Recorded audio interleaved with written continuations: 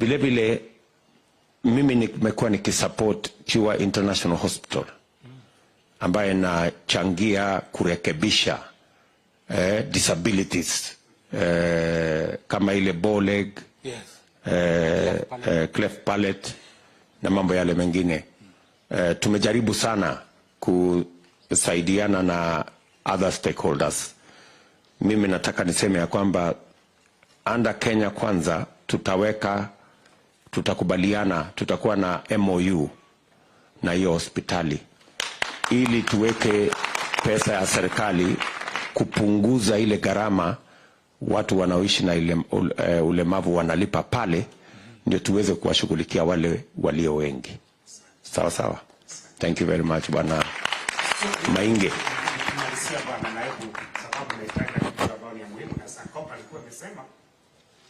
Nafikiri kidogo tu nirudie tu kidogo niseme ya kwamba mlengo mwingine unaongea mambo ya handout ya 6,000.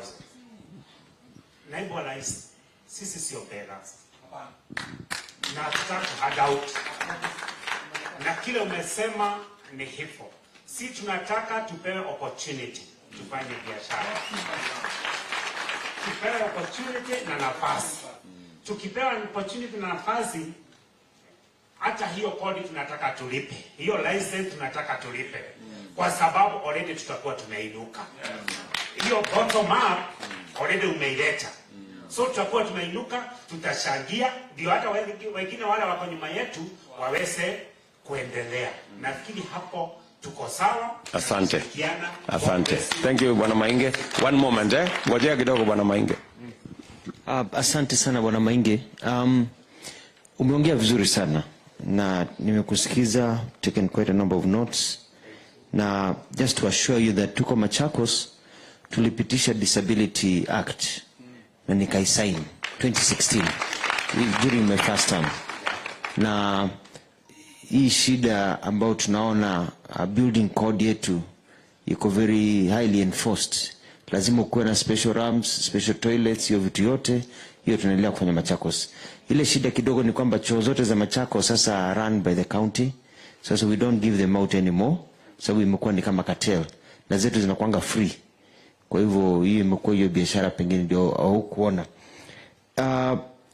Kuna kitu kingine sijui kama pengine itatajwa katika hali ya biashara. Nilikuwa nafikiria tunaweza ongea kama Kenya Kwanza kuhusu hizo tax exemption.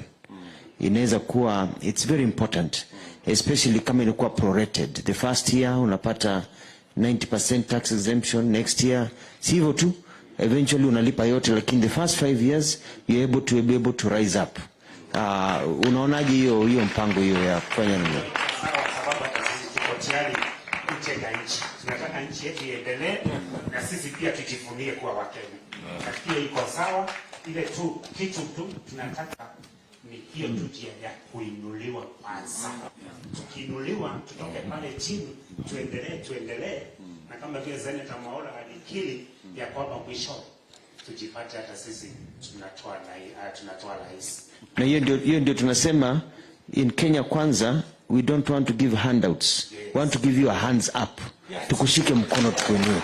Not a handout, but a hands up. Iko amen. Mainge, habari yako? Okay. Sijui kama uko familia na concept ile ya Bombolulu. Mombasa. Okay.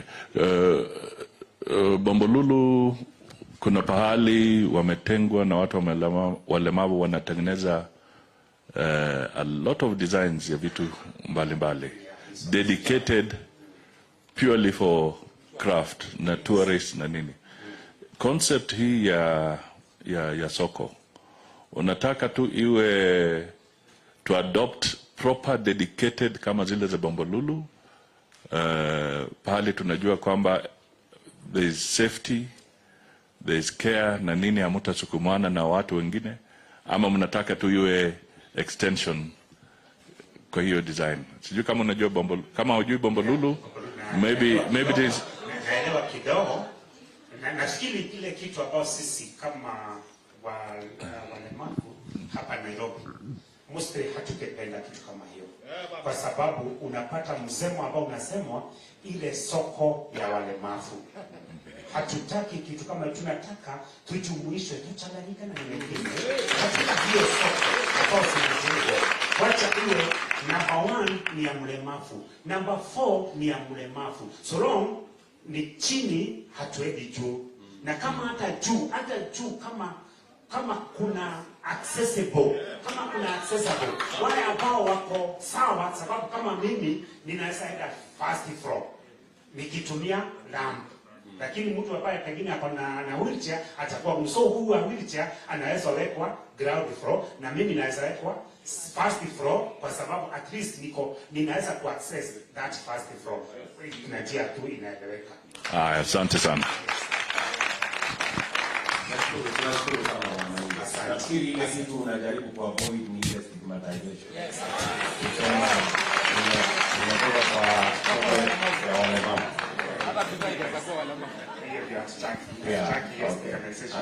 Asante sana. Tumeelewa. Makofi. Tumeongea vizuri. Kama mtu wa bottom up. Sawa. Sasa kuna hii AMCO ambayo inashughulika tupate hela. Abdi ni mwenzetu, amekuwa akifanya mambo ya cleaning kwa biashara tofauti. So Abdi is a deaf man, a very good young man from Wajir. Kuja utuzungumzie. Sio kama utasimama hapa ndio interpreter kule chini, the best way you can do it. I know this young man. Very active. Nini mtatusaidia kuuliza hiki tu hapa?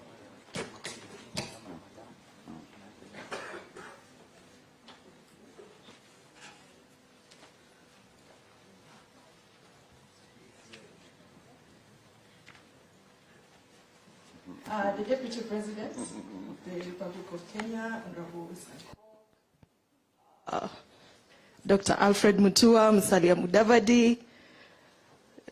Saizi ni good afternoon, si ndio? Tumepita morning. Bado, good morning. My name is Abdi Abdile. I cannot. My name is Abdi Abdile, and I am deaf. I am a UDA member. I'm in the Disability League as a Secretary General. I'm in the deaf community, and also I'm from the arid areas where we are marginalized. I will not talk much. I will just talk briefly, speaking to Agpo. The Deputy President, you remember one time we came to Karen, and we also came to State House at some point when President Uhuru and yourself were our leaders, became our leaders when you took office. Now we are speaking again, and I'm proud to be here again to speak to you. I won't talk much. I know you are going to get this. Tunaenda State House. Let me talk on the issue of AGPO, access to government procurement opportunities. Yes, for persons with disabilities. We have the reservation of 30% for the special interest groups, the youth, women, and persons with disabilities. So this 30% has not been achieved. I can be very honest. It hasn't been achieved. Sometimes we see advertisements for tender at KICC. So persons with disabilities are ready to come for the interview, but when I come, I find like the power has gone off, and I'm supposed to go using the lift to discuss. People discuss already going on in the meeting, and I'm not able even to access the meeting. So there's nothing I can achieve from that. When we say the tenders are ready for persons with disabilities, and we are told to apply, but we are only given tissue papers, 20,000 tenders, or just these small oils. my wife keeps laughing at me because I only get tenders of toothpicks and all that. So we need, bottom up, we need to, these big tenders. We are able to deliver. We need to achieve this. We can also drive these Prados that we are seeing people driving out here. So once I win a tender, then I'm awarded an LPO or an LSO, then I go to the bank to get a loan. I'm a person with disability or on a wheelchair. The bank says you are not able to get a loan. How will you pay our loan back? You cannot pay our loan back. When I'm deaf and I want to access the banking facilities, they ignore. The communication challenge is there. So it's a big challenge. So when I go to the National Council for Persons with Disabilities, they say our money is there. We have, maybe I get a 2 million tender, but the limit is 500,000 at the National Council. So again, I am stuck. So I cannot move. So, when a Deputy President, after you get this seat, please help us. In the LPO financing, I've exhausted that. Let me talk on another issue of the deaf. In our deaf culture, we are very visual. We view people and give them sign languages. For example, our Deputy President, your sign language is this. That on the nose. Yes? Why did we give you this sign name? You can see it yourself. You can see it yourself. Your nose is a bit bigger. Again. It is deaf culture. That is your sign name. Ruto. Yes. Mudavadi. This is your sign. Because you have that mustache with you on you. That is why we give you Mudavadi. Alfred Mutua, Dr. Alfred Mutua, you always shave this way, so we give you that particular sign. Yeah. In the deaf community, we are visual, and we give you a sign kulingana na vile tunakuona, kulingana na your physique. So people wanasema tu Sankok wewe kona green ni ile tu green dress green. So I encourage you to learn a bit of sign language. One time when we went to Karen, we interacted with Honorable Ruto. And you see, when Ruto comes, he always says this. So he knows sign language. This is hello, hi. So sometimes he says this. Yeah? So that is sign language. Yeah, so just learn a little basic sign languages and you'll be able to communicate with us. As a deaf community, we are one family. We do not have a tribe. We are not Luo, we are not Kikuyu, we are not Mukamba and all that. We are one tribe. Sign language. As sign language community, the third language, national language in Parliament and in Kenya. So we have Kiswahili, English and sign language. So we are free to marry any other. We are not like biased. The pastor who led us in prayers is around 70 years. And also, we respect our elders. We go to them. So we have other two elders who are becoming presidents, Waze. So I do not know, they cannot even use sign language. If they don't have time for us. We cannot vote for that, Mrengo. We will vote for Ruto, who is young and is able to sign, is energetic, is able to work with us. Thank you very much.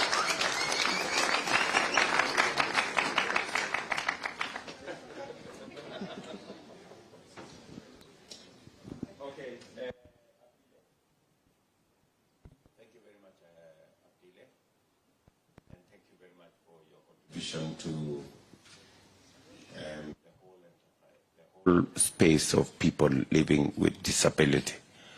I know you have pushed us in UDA and Kenya Kwanza, and to open up space for people living with disability. And I want to promise you that we will keep our word. Already we have several people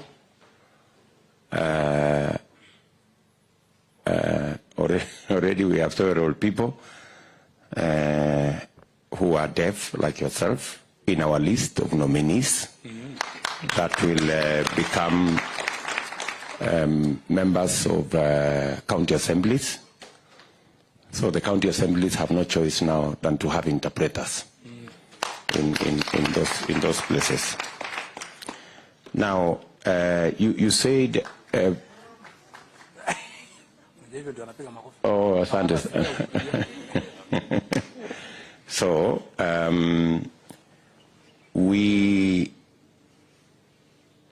you said about the disability money at the council, which is, how much is the total kitty at the council? Are you aware?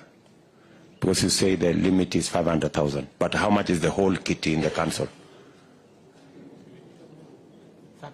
No, just, are you aware, Abdile?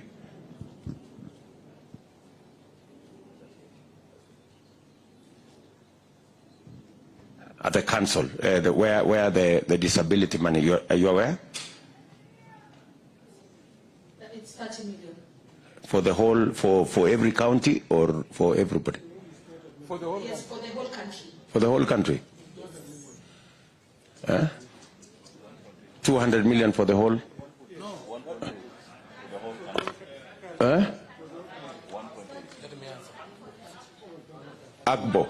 For Agbo is how much? 30 million.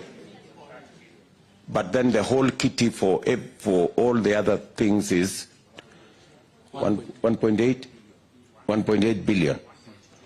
That is the money that's available for them. So,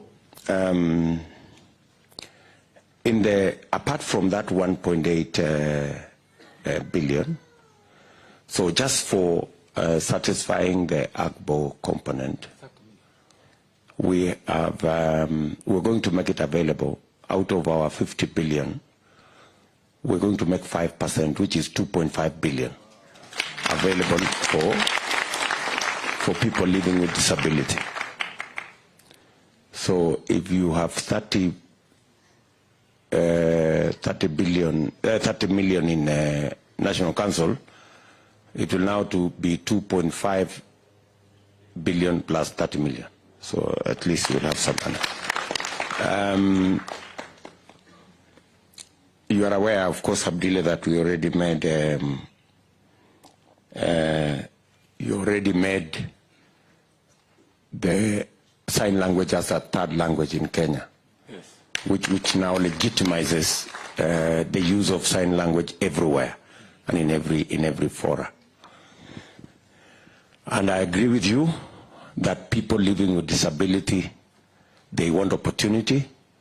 They do not want sympathy. Yes. They want opportunity. Is that correct? Yeah. So I think let us leave it there for now, Abdile, and congratulations for what you're doing. Thank you very much. And by the way, you are very smart. I just want to add, thank you, Deputy President. You know, some of us in the UDA Disability League, we've moved and campaigned for you, and recently you were there, and you honored us. Please give us one vehicle for disability and interpret us to go down and campaign for you more. Okay, I will. By next week you will have a car.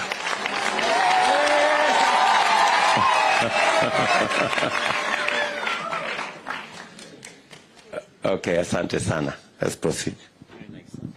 Makofi. Si tunaenda vizuri? Are we getting very good representation? Thank you very much. Now, Daniel Omeno, you are the one next. Baada ya Daniel Omeno, Bridget Songok, be ready so that ukue umejitayarisha. Saidia hii dayasi kuja hapa. Omeno, karibu. Somebody can help me with.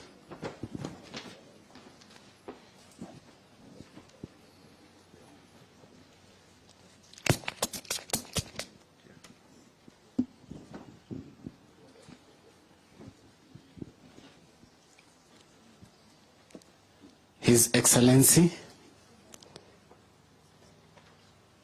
our incoming President, William Samoei Ruto, and pamoja na viongozi wa Kenya Kwanza, ningependa kuchukua fursa hii kuwakaribisha wote kwenye huu mkutano. Kwa majina naitwa Daniel Omeno na ningependa kuongelea disability and health. Our Excellency, jambo ambalo ningependa kuzungumzia ni kwamba watu wenye ulemavu wanapoenda katika hospitali zetu za public, kuna vile wanatelekezwa, hawakui handled vizuri kama watu wale wengine. Unapata kwamba watu wenye ulemavu wamewachwa pale, hakuna mtu ambaye anawashughulikia, hakuna daktari ambaye anafikiria ya kwamba huyu mtu mlemavu anahitaji usaidizi ama amekuja kupata matibabu, na inakuwa ni challenge kwa watu wenye ulemavu. Utapata ya kwamba hata watu wenye ulemavu akienda pale, tuseme ni a woman mwenye ako na mimba, madaktari wanaanza kushangaa, wanaanza kucheka kwamba haya, hata hao walemavu wanakuwa wajawazito na anakosa kuhudumiwa. Tungependa Bwana President, unapochukua hatamu uweze kuangalia maslahi ya watu wenye ulemavu katika hospitali zetu, waweze kukuwa na ile dignity wanapoenda kutibiwa. Jambo la pili ambalo nitazungumzia ni medical bills. Kama kweli tujuavyo na vile tumesema ya kwamba watu wenye ulemavu ni mahustlers. They are real hustlers. Unapata ya kwamba tukienda pale hospitali kutibiwa, kuna gharama kubwa ambayo tunakuwa nayo, na kuweza kulipa zile bills inakuwa ni shida. Tunawekwa pale hospitalini kwa sababu hatujaweza kulipa zile bills. Ningeomba our president, wakati utachukua usukani, uweze kuangalia kwamba kila mlemavu akuwe na NHIF ambayo inaweza kumcover anapoenda, akipresent ile NHIF card aweze kutibiwa na aweze kupata matibabu inavyostahili kama watu wale wengine. Bwana President, ningependa kushukuru kwanza kabisa.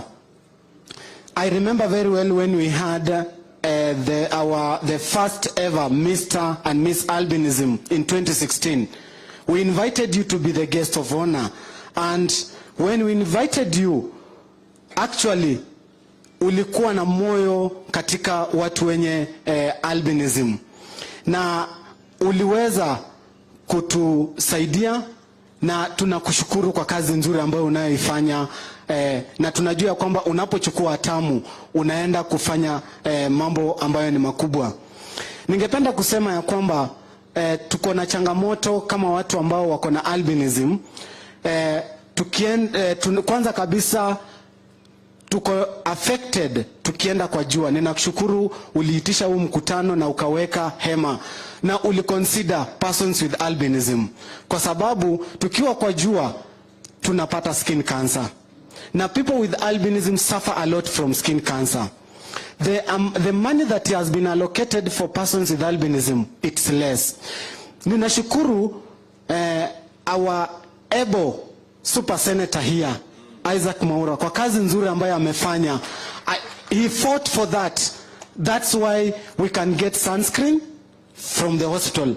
But I want to assure you, our president, the money that has been allocated is still little. Compare, when it was allocated for 3,000 people, persons with albinism. But now it's 3 times of the number. But still, we have to cater for ourselves, of which is a challenge. Some people don't get sunscreens. Some people are not treated for skin cancer. Recently, we have lost around 3 persons with albinism from skin cancer. And if we don't take care, our people are going to die.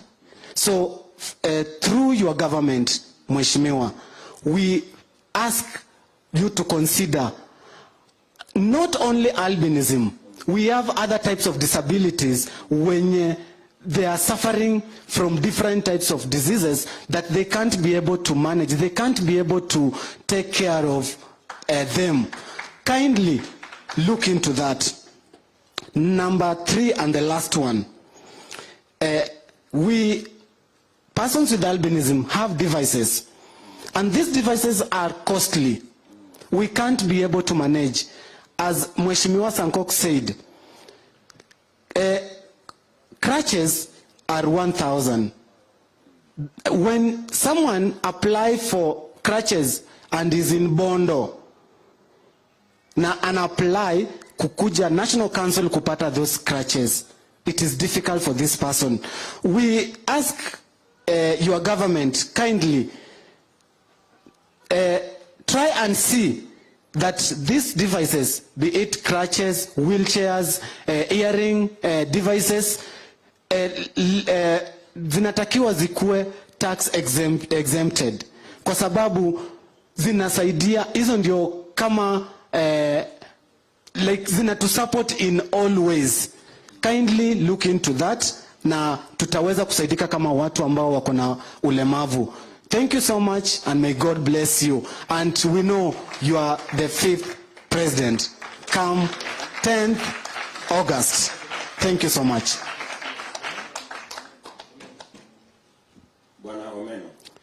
Yes, President. Thank you. Mzuri sana.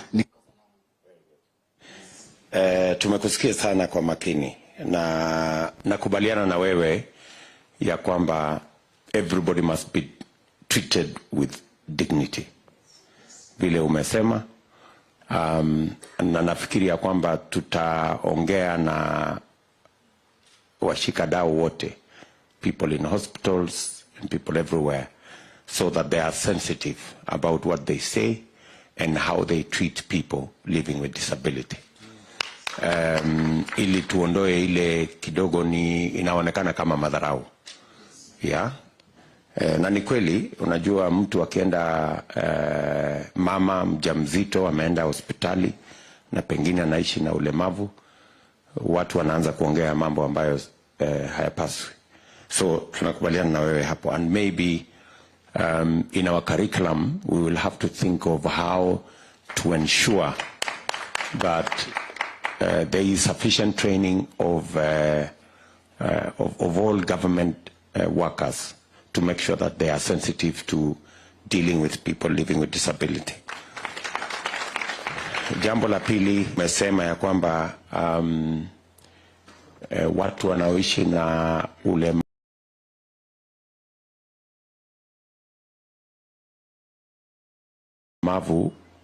wasaidike na mambo ya NHIF, wawe na NHIF cards ili waweze kupata matibabu. Mpango yetu kama Kenya Kwanza ni kwamba itawezekana tuwe na universal health coverage. Yani kila Mkenya, awe ni mlemavu ama awe ni sio mlemavu, wote tutakuwa na bima ya afya ya umma wote wa Kenya. Hiyo ndio mpango yetu, na nakubaliana na wewe ya kwamba hiyo mpango ya universal health coverage ama bima ya afya ya umma itahakikisha ya kwamba watu wanaoishi na albinism kama wewe Bwana Omeno mnapata ile cover ina include sunscreen. Tuliweka kwa budget milioni 100. lakini watu wenye wanaishi na albinism wameongezeka karibu mara 3. So while we are working on NHIF, tutahakikisha kwamba hiyo pesa inaongezeka kulingana na vile watu wameongezeka. So we will increase that for the moment to 300 million and put it in the budget. And but long term, we will include it in the NHIF, in the universal health coverage provision, so that it's taken care of. There is absolutely no reason why anybody would tax hearing aids or crutches or white canes, because these are just used for people living with it. It cannot be used for anything else. You know, nobody else needs it. So we will work with our tax experts so that we can remove tax on those items and make it much more accessible to you. And finally, ili msio mnangojea kutoka Bondo vile umesema ama sehemu nyingine, you know, ati mnakuja kuchukua kitu ya shilingi 1,000. Tumesema ya kwamba we will find a mechanism to devolve to counties these facilities, ndio iwezekane ipatikane. Na katika ile sheria ambayo tumesema tutahakikisha kila county itakuwa na disability bill, tutahakikisha kwamba kila county wako na ofisi ambayo itashughulikia watu wenye wanaishi na ulemavu, ikiwemo provisions kama hizo umesema. Tumekubaliana? I don't know whether, gentlemen, you have something to say. Panomeno, kuna jambo lingine pia lilitajwa na Mheshimiwa Sanko kama Mheshimiwa Mora kuhusu hata when we get donated items, wheelchairs, crutches, and they come from other countries for our people, wanasumbuliwa sana pale customs, wanakuwa lipe taxes on donations. So you can be assured serikali ya Kenya kwanza, hii itakuwa ni mambo ya kusaulika. Donations should not be taxed. As long as they are coming to assure people, then it is very easy for them to come. I've been very frustrated myself. We imported items for, you know, some groups, and I had to go to Mombasa to try to get it to pay for them so that the wheelchairs can come out, which is ridiculous when you think about it. Even some people are giving their donations to Kenya, waliacha wakapeleka other countries, because it looks ridiculous. So some of those small shida ndogo ya watu ambao haelewi, ndio tutaiondoa chapchap. Thank you so much. Asante sana Bwana Omeno. Thank you very much. Mheshimiwa Naibu Rais, hawa watu wachukue opportunity kukusalimia. Omeno, Maingi, nendeni msalimie. You don't get this opportunity mara nyingi, si ndio? Hiyo ni mkono ya rais ambaye anaingia, si ndio? Hata usiende uoge leo jioni. Piga picha, weke frame, weke hapa kwa nyumba. And by the way, His Excellency is very approachable. Hiyo wakati Omeno anasema, I called him today, akakuja kesho. You know, he's that accessible. Yeye anachukuanga simu, sio kama wale wengine wanalenga. Unaelewana hapo lakini msiombe namba mwanze kupiga saa hii. So Bridget Songok ataongea mambo ya employment, atafuatiwa na Samson Wawero, he's a blind man, the CEO. Alafu tukuje kwa our chair Sonko. Please dakika mbili kwa sababu program inaendelea kuwa tight, so that others can get an opportunity. Ni sawa sawa? Tuko salama? Tuko salama kabisa? Hebu salimia mwenzako, mwambie nasikia niko very nasikia vizuri sana, karibu na Deputy President. Unanionaje bwana? Unafikiri ningefika hapa kama mlemavu? Haya hapo. Your Excellency, our 50th President, leader of Kenya, and my fellow people with disability. Good afternoon. Okay, my name is Bridget Songok, aka Sankok. Most people call me Sangok because more Honorable Songok is my dad, and I've taken really advantage of that name. I've become popular because of that name. I am a Deputy Secretary of UDA Disability League. I'm the founder and director of Warembo na Disability Society of Kenya.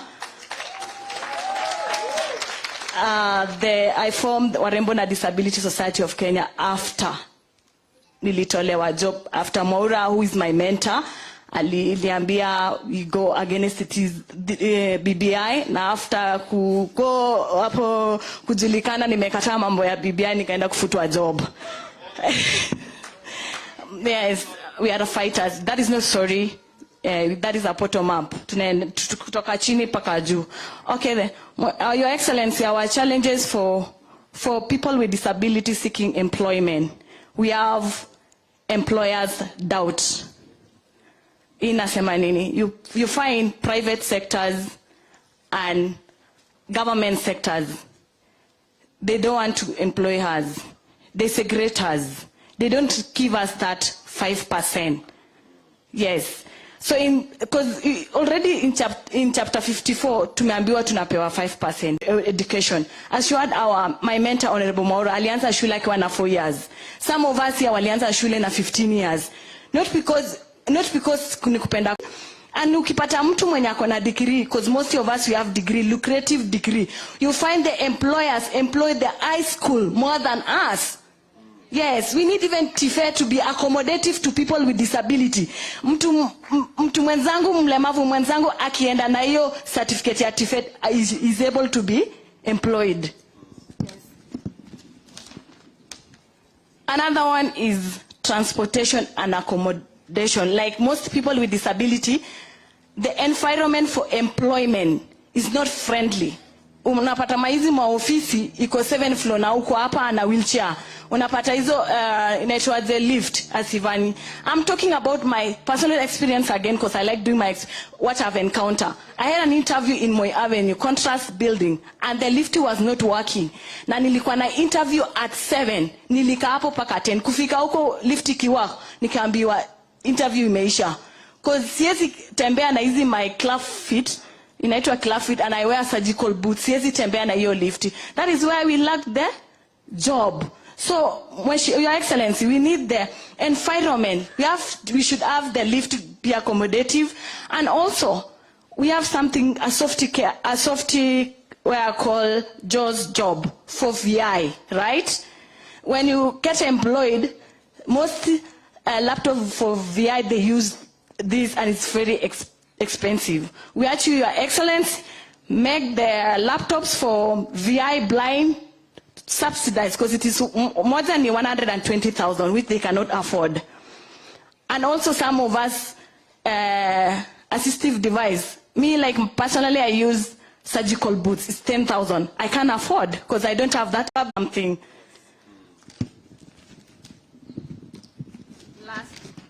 Last, the only wise word I can tell you, Your Excellency, because you will become our 50th president. It is easy to do a job, right, than to explain why you didn't do. Give us job, Mwesh. Yes, we have server, give us job as people with disability. Can you repeat again? It is easier to do a job right than to explain why you didn't. Pea hiyo kazi nitafanya, na nitafanya twice than non-disabled. Right? Yes. Thank you.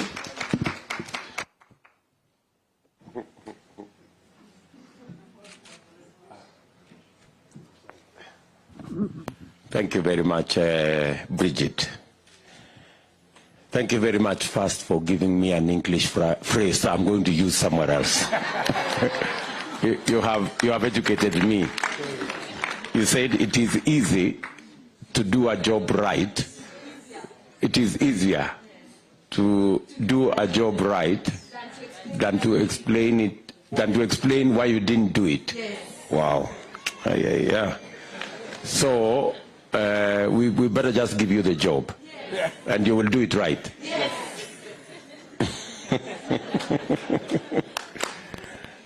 We have such talent all over the place.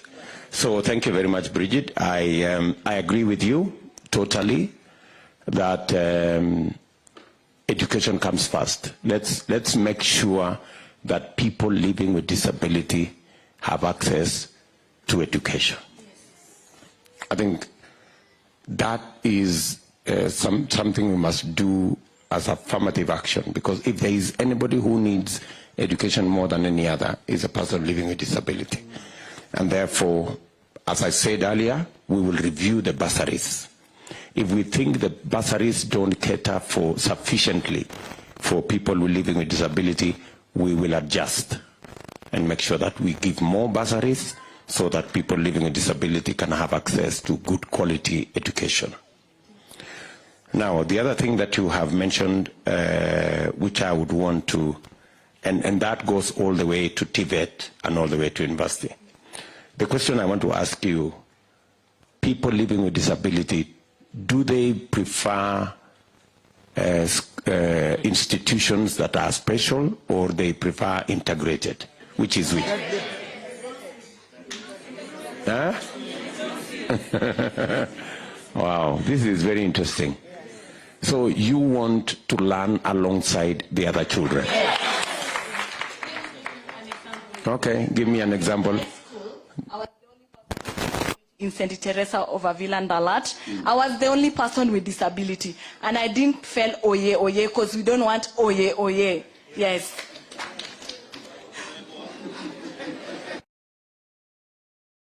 Wow. So your suggestion is that where it is possible,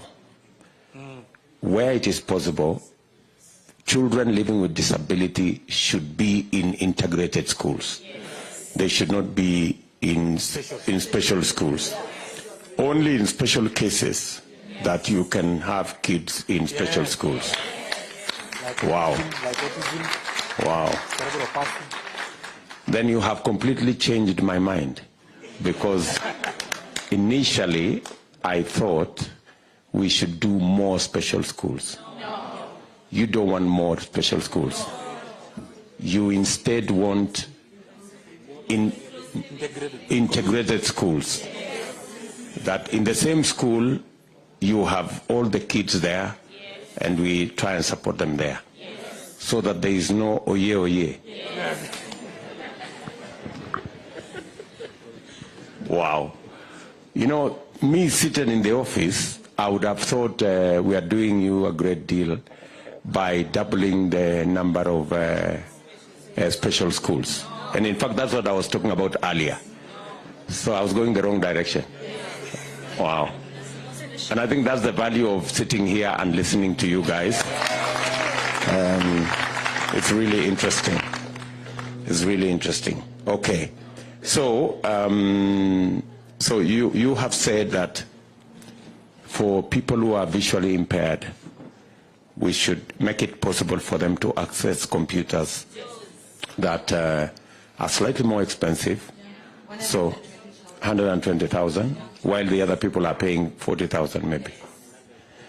Okay, so we need to do that. And then you said that we need an anti-discrimination policy. Yes. Wow. Again, that's a new one for us. So if there is a meeting that has really enriched our thoughts, it's this meeting. So, and then can you again explain to me what you meant by 5 years? You said we need a 5-year period to do something. Strategic plan. For employment. Okay. For people with disability. Because we are not getting there. And unless there is a strategic plan, you don't think we will get there. Yes. Because the numbers are not adding. Yes. The numbers are static. Yeah.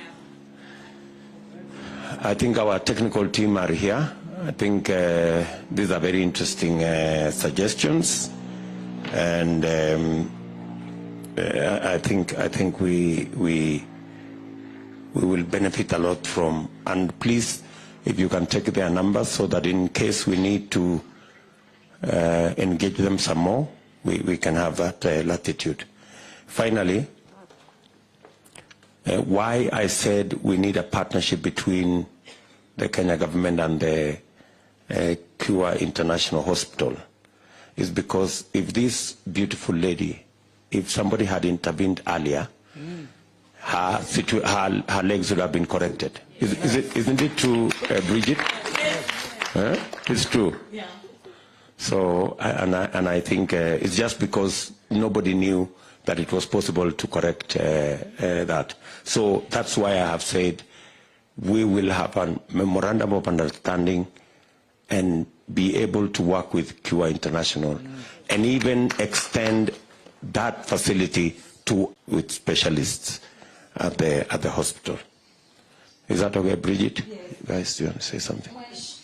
Our president, you haven't told me, you haven't promised me about the job for ambassadors and CAC. Like each county should have people with disability, despite Agenda 101.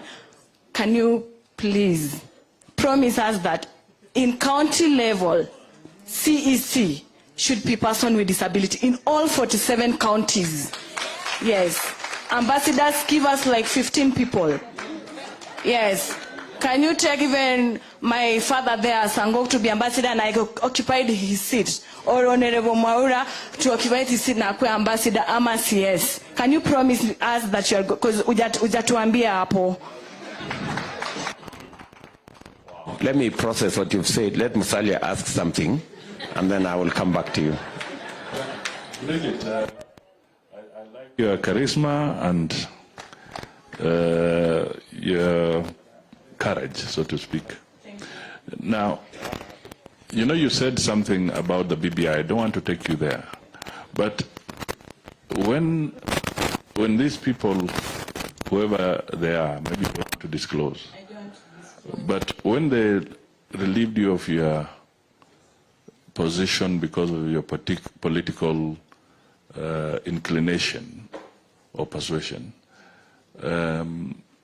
did they write anything, or it was verbal, or it just disappeared like that? They called me as HR, sorry to interfere with you, after seeing me all over in the whole TV station, because Honorable Maura aligned us for that job. And then when they saw me in TV going against BBI and saying BBI is not the right not good for the people with disability, immediately the HR called me. I'm a human resource by profession, and they told me, you cannot fight the government and you're working for the government. And I was like, because I'm a person with disability, I don't have a lawyer and everything. I had to quit. They give me my money, and I went.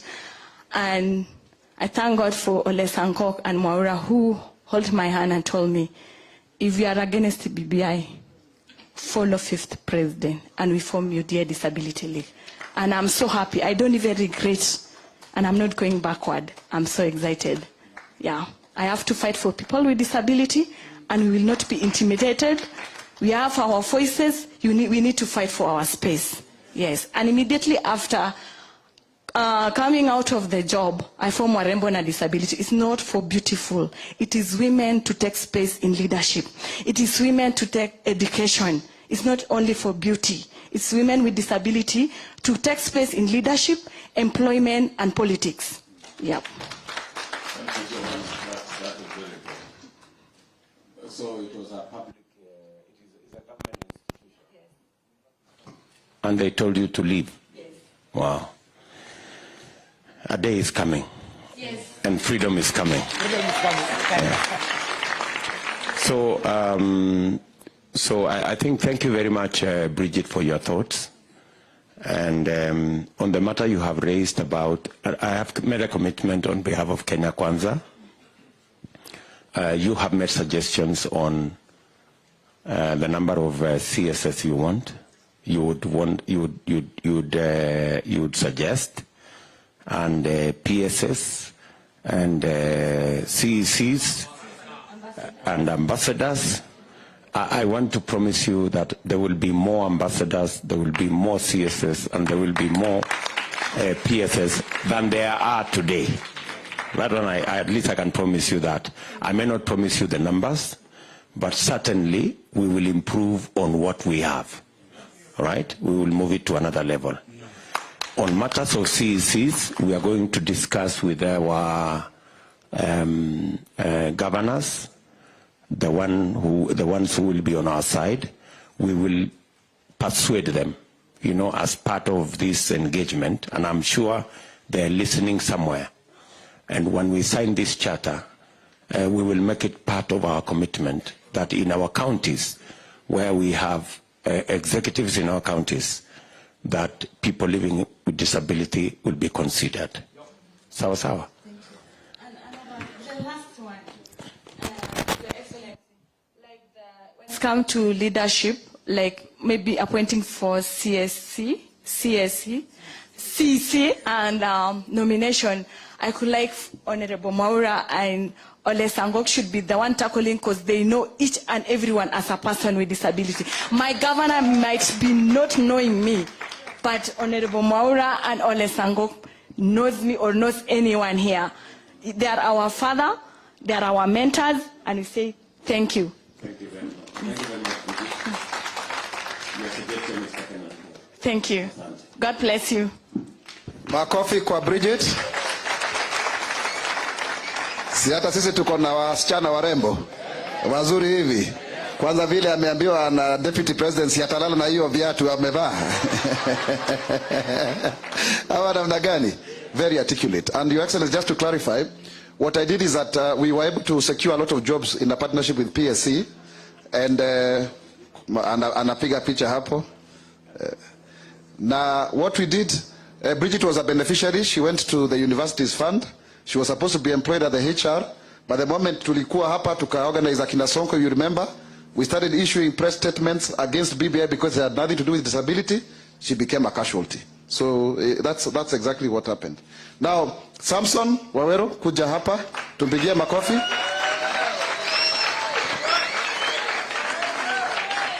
Huyo anatumia white cane huyu, na Your Excellency anakuona. Anakuona.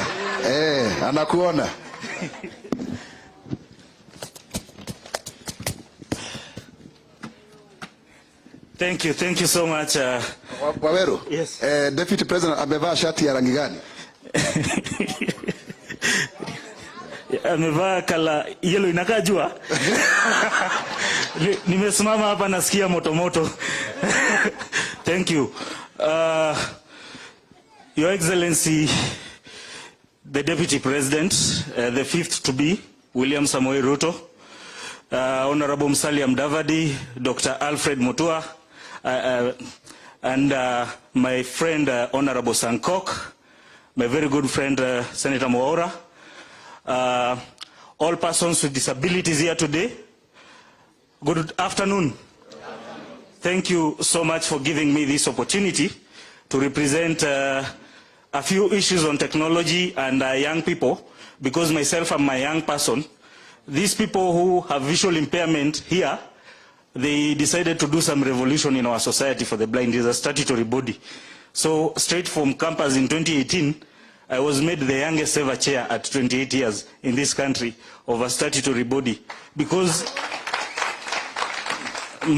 mambo yao ilikuwa inakuliwa na watu ambao wanaona na hawana matters zao kwa heart. And we thank God because we made progress in the Society for the Blind. And you came there in 1999 and registered as a member. I saw your certificate and your membership number ukiwa na Honorable Sami Koech. So sisi tuko hapa kwa sababu, Your Excellency, mambo ya walemavu ambao hawaoni, ambao hawasikii, ambao wako na some intellectual disabilities is only bridged by technology. Bila technology saa hii maisha yetu ingekuwa imefungika, it would have been shattered. But because there is technology yenye tuna import kutoka Western countries and Asia who are very good in it, we are able now to survive. Ukisikia kama hii simu ambayo tunatumia, lazima iongee hivyo, iongee ndio tusikie, alafu tu operate. So we do that by hearing, and it's not easy learning that language. Hii ndio braille ambayo tunatumia, hii ni ya karatasi ile manual, lakini kuna ya technology on note takers. And I thank Bridget kwa sababu ameeleza mambo ya computer na JOS. Mtu mlemavu akiandikwa kazi, kama ananunuliwa kompyuta ya kawaida ya 40,000 anahitaji an extra 120,000 kununua software inaitwa JAWS. JAWS ni kama hiyo umesikia kwa simu inaongea, and bila hiyo yeye hawezi fanya kazi. But aside from even JAWS, ana need training, special training to be able to know how to operate that computer, because we don't use a mouse, we entirely use a keyboard and keystrokes. And you see many employers shy away from employing persons with hearing impaired, visual impaired, kwa sababu wanaona ni ngumu sana kwa accommodate. But organization kama Kenya Society for the Blind, yenye iliundwa na Act of Parliament, just like National Council, just like National Fund, and many other funds for disability, Kenya Society for the Blind is never financed by government. It has never been funded. And kama na need an extra 120,000 kama mlemavu, na siwezi pata hiyo, kama hii society ingekuwa inakuwa funded, that price would have been down to around 25,000. So we sort of feel discriminated that we can have the oldest society for disability, which was created in 1956 and has never been funded by government. Kwa hivyo tunaomba ukiingia utafute solution ya kufund Kenya Society for the Blind, so that we make technology accessible and affordable to persons with disabilities. Kuna hata deaf blind, they entirely need technology. Wakihitaji device inaitwa braille note ndio waweze kucommunicate na mwalimu na nini, it's 380,000. No parent can afford that, mheshimiwa naibu wa rais. The other thing, we need to audit government websites. If you are talking about AGPO, if you are talking about employment opportunity, squeezes zinawekwa kwa websites. These websites are not accessible to persons with disabilities. So we will never get opportunities if we don't audit these websites using expert developers who have been trained. Paul Mugambi, mpofu number 1 is here. Simama Paul. Huyo ni expert wa technology. Na kuna wengi kama hao hii Kenya ambao sisi kama professionals wenye tuko na visual impairment tunawajua.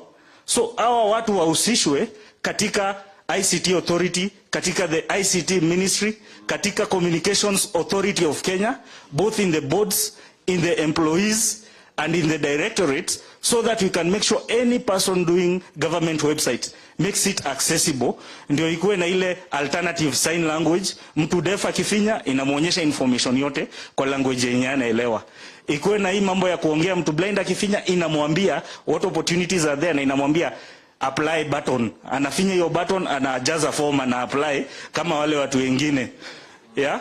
So, Your Excellency, kwa youth, as I told you, I was elected the youngest ever chair as 28, and now I've been made CEO because of the exemplary work we've done. Even without resources, we are now serving persons with visual impairment.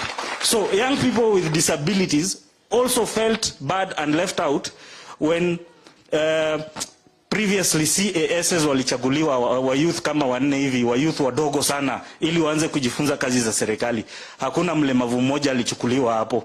Ukikuwa na hiyo program ya kumenta youth with disability in big positions like CAS, chagua watu wenye wako na ulemavu kama sisi, tuchape kazi vile inafaa, na tuonyeshe dunia disability is not inability.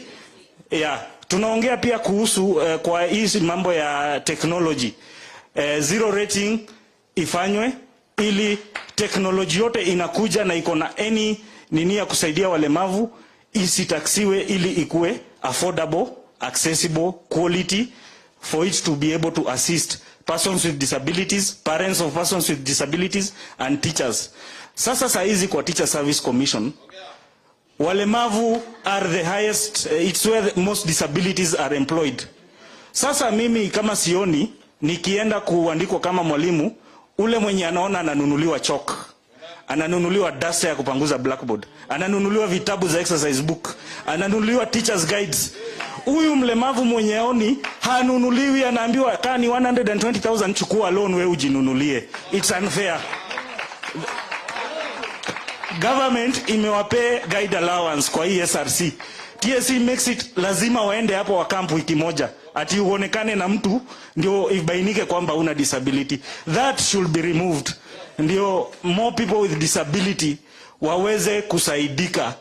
Wacha hii devolution ya signature ya DMS ifanyike all over Kenya. Mlemavu mahali yako ana apply, anapatiwa what they duly deserve. So on technology, there are many things.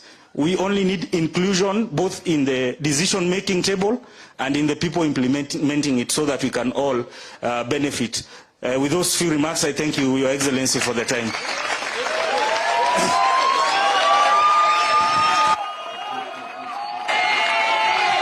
Asante sana Waweru. Asante sana Bwana Waweru. And congratulations for what you're doing. Even with all the challenges and difficulties, I am very happy that you are upbeat and you have a very positive spirit. Pongezi sana.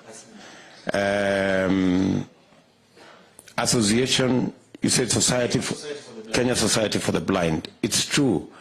I came there in 1999 and registered as a member. I must apologize that we haven't funded the Kenya Society for the Blind. We should. And I want to promise you that, God willing, from next year's budget, there will be a budget for Kenya Society for the Blind. It is established by an act of parliament. It is serving very deserving people. And all the items you have requested to be exempted from taxation, we will need to sit down with you and the people concerned in our tax people, so that we can find the mechanism to remove them from the tax list. Or even if tax has to be paid, then it must be paid by the government of Kenya, so that you can get the items in that manner. Number two, there is certainly, listening to you guys here, there is certainly a wealth of knowledge and expertise that is missing in government by not having you on board. So you are challenging us that your place in government will add a lot of value in making sure that we create inclusivity. And before I came for this meeting, maybe I didn't have these ideas. But after this meeting, you've really changed my thinking about what contribution people living with disability can make in making government much more responsive. So again, we will make positions of influence available to you, so that you can influence policy, you can influence government programs, and you can influence what we do as government to make sure that we bring people living with disability on board. I already see in our meeting, in this meeting, people who will be PSS and people who will be CSS, and so I think we are moving in the right direction. Yes, Your Excellency, and this is Braille. Yes. As you launch your manifesto, yes, we will do yours in Braille. Pay your kazi, tuipeleke around the country. The 700,000 visually impaired people wenye ni voters, wasome kidogo kidogo pale. Thank you. And just tell us what you need. I will ask Maura to provide the network between my team that is working on the manifesto and your team, so that we can have it in Braille. Yes, thank you so much. That's all wrong. Yes, Dr. You're my neighbor, meaning yes, yes, we grew up here. Kabisa. Na inaweza hii iko sawa kabisa. Sasa nimeangalia you didn't mention infrastructure, because how is the infrastructure, especially for the blind, in this country of ours? It's a story state of affairs. Ukiongelea kuhusu walemavu kama true hustlers, sisi tulianza kuhustle hivi vitu na Braille. We share a Braille machine kwa mashule kama vipofu watano. So kwa exams we even make sure form 2 and form 1 will not have braille machines ili sisi tuweze kufanya mitihani. The kind of infrastructure that we have from our schools to our institutions, even in, let's not talk about institutions because pale hakuna, there are no infrastructure for the persons with disabilities. We must make deliberate efforts to make reasonable accommodation in terms of allocating a budget. When also people with disabilities are involved in the budget making process, they'll bring these issues to the fore, so that as we develop the budget and as it goes to Parliament, we will say we want to make infrastructure that is specific for persons with disabilities. But any infrastructure, Mheshimiwa Dr. Mutua, can be accessible to any person, not only with disability, all people. The only thing is that in this country, disability is looked at as an afterthought. But we want a place whereby when we are designing, when we are thinking, when we are saying we want to create this and this, let persons with disabilities be involved so that it can be accessible to all. Tusirudi tuseme we want an extra budget to modify. No, let's involve it from the word go, and that will help. Mr. Maula, I know you are a member of our economic team. Ably represented people living with disability. But I don't mind if it is okay with Mr. Waweru if he can join that team.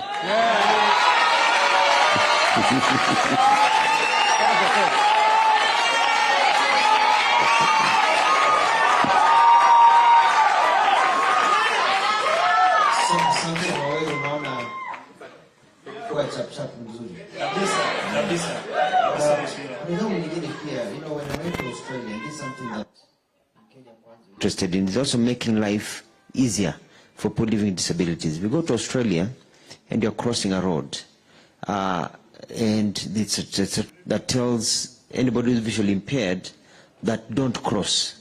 Beep, beep, beep, beep, beep. And then when it's easy time to cross, it makes a certain sound, cru, cru, cru, cru.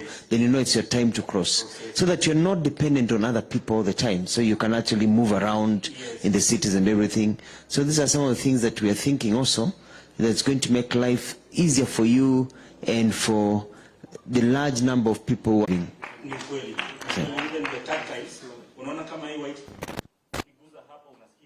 Kitu kama carpet na ukienda kwa lami inakwambia kuna lami, so as you cross the road uguze hapo kwa carpet, usimame hapo ili ikilia unaingia sasa kwa lami, unavuka ile upande mwingine ukiwa umejua that it's about landmarks and that's how to make it accessible, so that when we are involved we can tell that for this to work we need it like this, but not for people without disabilities to think on our behalf only later to come and find out it cannot work.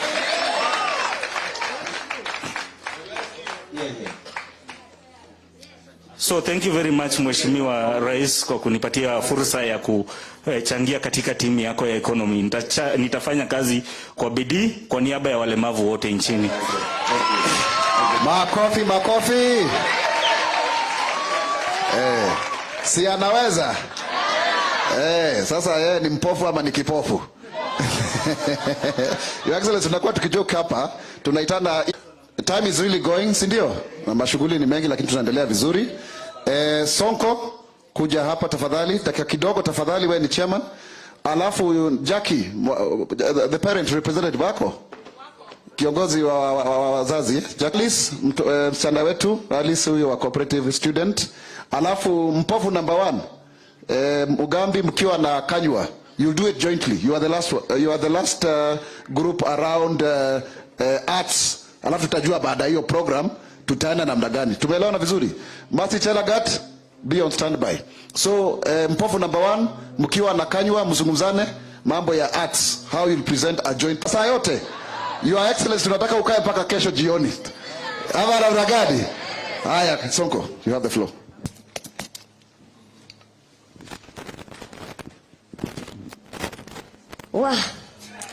Hata tukaenda nyumbani kila kitu iko sawa. Walemavu mmemfurahia. All right, Your Excellency, the 5th President of the Republic of Kenya, Your Excellency, the Governor, Hamjambo. God is good and all the time. Now, so many of my points have been mentioned here, but what I was serving ama listening wakati nilikuwa nimekaa hapa chini is that all issues regarding persons with disability, shida zote zinatokana because of lack of representation, which is now matches with leadership. Ni kweli? And nitakuja tu kupinpoint what everybody has talked here about representation. Kwanza I start introducing myself, sorry for that, for forgetting. Naitwa Sonko, mimi ndiye chairperson ama the founder UDA Disability League. Na sikufanya hiyo kazi peke yangu. I had several leaders who assisted me, led by my brother Miriam Opondo, a beautiful lady Bridget Songok. With the help of Mheshimiwa Maura and David Sankok, we were able to form that league. Na tumetembea every corner of this country, Your Excellency, creating awareness to the person with disability. Sababu UDA is a new party. You don't just go and telling people, oh, join UDA without telling them this party means well. Kwa sababu they saw everything that happened in Jubilee. Kumbuka wewe na yule mwingine mlikatuambia tuwasaidie, tuweke kwa kiti. But inwards tumeona vile kitu imefanya. Our leaders who are there, who are representing us, wamekuja wakakuliwa kama fuko vile huko unakuja inakulia. Mwingine, it's not only our leader who have suffered, even His Excellency the Deputy President ambaye amesimama na sekta ya walemavu, tunafaa kuwa tunamsaidia. And I must tell you, Your Excellency, you are very lucky working with these two lions up. I normally call to the lions of disability, the two major leaders in the sector of disability wako side yako. So Ruto Sankoko alikwambia 2 million already ziko kwa mfuko, weka kwa mfuko hiyo. Hiyo ingine tutaenda kuchukua. Aya, on the matters of leadership, we are starting with the CS, Your Excellency. You can bear with me ever since independent. Hata before, wakati yule mzee Jomo Kenyatta founding father, we have never had a CS being of disability. Tuko on only one PS, Joseph Mkobe, the PS of Kacha. And I must say that ile kitu nimefanya na Joseph Mkobe, and my people can bear with me. Tuko kwa ile sekta ya usanii. Several times tumepeleka proposal to the ministry requesting for funds ndio tuweze kwenda kwa hiyo Jumuiya ya Afrika Mashariki Festival. And sometimes tunaambiwa hakuna pesa, but we always come up with an idea, suppose we involve Josephta, and the moment we involve her, pesa inatoka. This clearly is showing that if we can have more representative in those big offices, as CS, because I know the CS have a working channel. Maybe nimepeleka proposal in the Ministry of Devolution, Sankoka Koleba, na nitamwamsemester nimedrop proposal. He will be able to communicate with the CS of Remba there. Amwambie mtu wangu amedrop proposal. So yende fanya nini? Ama niaje walemavu? Si ni kweli? On the issue of PS, we would like to see us. Tulikuwa na mmoja. Vile tu unatupatia hata kama ni CS mmoja, ongeza PS wawili. Tukiteremka hapo kwa CS, ongeza watatu. Mimi sitaitisha 15 kama my sister. Kwa sababu najua, sio sisi tu peke yetu. We have our co-principal who are here, kina Musalia na wale wengine, they also still be in the government. But, hivyo watu tunaenda tukiteremka, unaenda ukiongezea, and then tufike hapa kwa counties. The reason as to unaona tunasema ya kwamba should have CECs of persons living disability. Maybe ukienda kwa hao watu watakuuliza, kwa nini unatetea walemavu hivi? Unataka wakuwe kwa hizo viti za county? One, nataka unjione kwa ile situation, Your Excellency. We have 2 nominated MCAs of persons with disability in this, let me say Nairobi County. And then, Sankanja, of course, atashinda. Ako na MCAs wawili wa disability, na ako na CEC. Will we ever have any complaint on the ground? Kwa sababu walemavu tunapendana. Despite that we come from different categories, we have our working channel. Hata before kuja already tulishakutana, we have already discussed what, na tunajua ile kitu tunajua. So you can see that the government having 2 nominated MCAs of persons with disability, and then a CEC of persons with disability, you can see how things will flow well. Let's also consider on the various posts of like ward administrators. We are capable of doing that. One thing ni kuambia na mlemavu, Your Excellency. Mlemavu haitaji umpe pesa. Mlemavu haitaji umpe attention.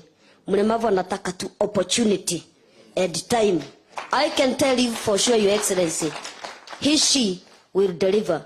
Because I always believe that what abled people can do, we can do it better. Right? We can do it better.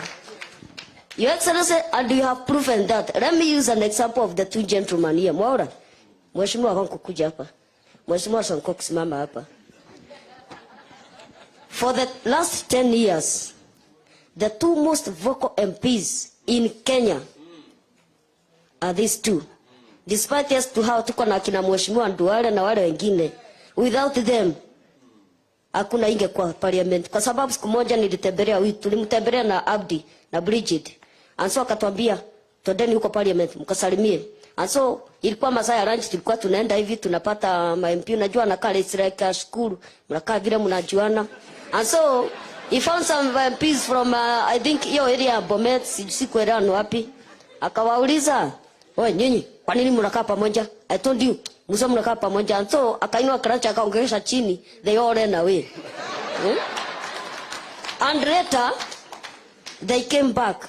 By the kamuuliza Mheshimiwa, by the way, are you there tomorrow? Akauliza kwa nini? There is a motion that we want to pass, na haiwezi pass bila wewe. Hapo ndo nikanjua, so we have gone amongst us. Your Excellency, they are working with you. What else are you waiting? Ambassadors hatujaipata, they are here. Tunataka waondoke political arena so that myself, Abdi, Miriam na Bridget, we can also take over. They have meant us very well, and that's why unaona, being despite my height, nilimobilize hao walemavu wote, and this is just an example. Hata huyu alishinda, sinaona ni short stature, despite ako kwa wheelchair. Charity begins at home. Akuva vile ningeenda kuambia wengine mshinde, na bila kwanza hata kupata hata mmoja, na Kipkemei hapa Daniel alikuwa na batu huko Lescos. So that's why Your Excellency, we are requesting, it's good that we have your representative and inclusivity in all those posts. And I can tell you, a time like this, nataka tukue na mkutano kama hii. Not here, not in Karen, but in State House. I believe in God. Ulisimama na sisi, ulisimama na Kenya. When they brought that monster BBI, wewe ulisema, I'm going for the truth side, not the right side. Ukasimama na sisi walemavu. Na maybe ulidhani hatukuona, bado tuliona. Adhasa nilivuta huyu sister yangu Bridget, Miriam and Abdi, tukaweza kukata hiyo BBI. Maybe you show my clip and say that we are not jugukaranga, kila saa mnatuita, support nini, tunapata handout, tunaenda nyumbani. No, we want empowerment. We want to be given opportunity, like what you are doing now, Your Excellency. They are busy and promising fake promises there. You are here, tunajenga serikali pamoja. Walemavu ni nini ingine mnataka? Your face represent progress. Win. Their face represent violence, witchcraft, ukabila, mambo mingi. I can say a lot of things, but I have pain with them kwa sababu their time is numbered, Your Excellency. Na mimi nataka nikwambie, we as persons with disability, the 6.56 point yako, you are a leader, not a conman like other people. And despite ya kwamba atakufungia stadium, Your Excellency, waende, if you kama kuna jeshi hapa mzuri naweza kukusaidia, kwa hiyo ita walemavu. Hao ni watafu sana hata kuliko ile KDF. Unaona sasa nimetaja Sankoko ameanza kushika kasi vita, mheshimiwa.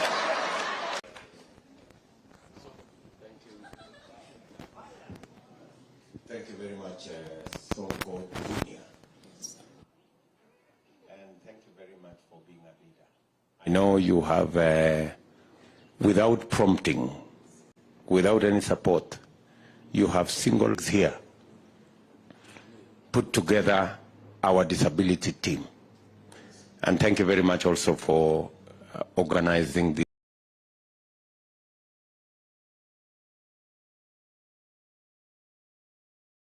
this meeting so that we can meet with people living with disability. My assurance to you, as I told Bridget and Abdi, is that we have some people in government today who are living with disability. I can only tell you and promise that the numbers will going to make some facilities available for you so that you can reach out to people living with disability. Sawa sawa. Thank you very much, Sonko. Asante. Okay, thank you very much. Makofi. So, mzazi, ako wapi Jackie? Please kuja haraka. That's very interesting. Mwe mnabebana hivyo wakati wa kampeni. Sio ni picha nzuri? Mlemavu hata niseme bado mwingine hapa. So, ma'am, present on behalf of all the women, single mothers who've taken care of us. Sisi walemavu ni watoto wa mama zetu.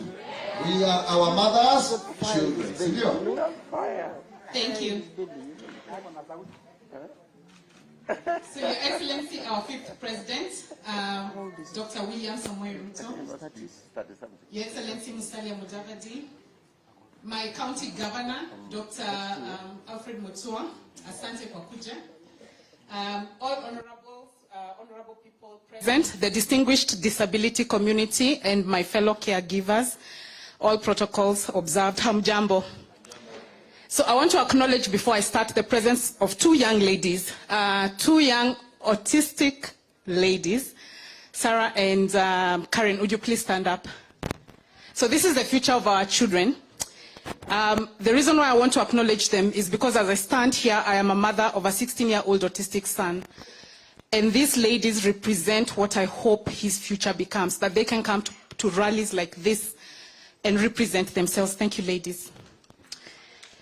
So I am qualified to stand before you today because first I'm a mother of a 16-year-old autistic son, so that gives me the ability to stand and speak on disability issues. I am also a national convener of a parent network, support network in this nation. It brings together all parents of children with various disabilities in this country. So as I stand before you, I am standing on behalf of parents of children with disabilities, and for us, especially for parents of children with autism, cerebral palsy, Down syndrome, rare genetic disorders, our children may never leave our care, and we love them. So we know they were given to us by God from the very beginning, and even unto old age, they might still be with us.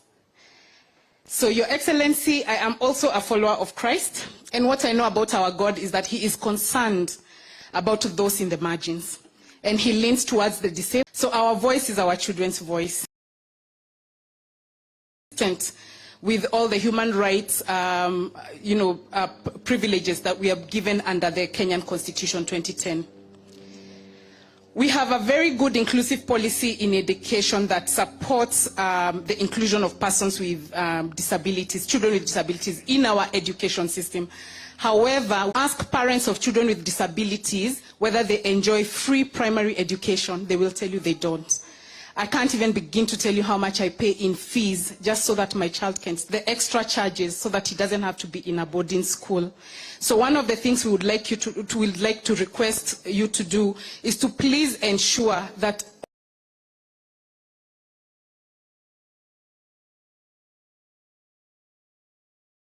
all our public primary schools and all our public high schools are inclusive. And by this we mean that they have to have the supported infrastructure. They have to. We also want all these schools to provide therapy, are able to speak. The gentleman who spoke before could speak through his phone. He can access, like you could hear the sound. For those who are non-speaking, when they have AAC devices, they're able to communicate. A lot of children who are non-speaking are told that they cannot understand, and they're told they're foolish. They are not. The thing they're not able to communicate is that they're not able to feedback that they understand. So by having augmentative devices, then that means then that they're able to tell their teachers, we have understood, and this is my answer to the question that you have asked me. We are asking that according to the UNCRPD, that we don't continue to do institutionalization of persons with disability. The world is moving away from institutionalization.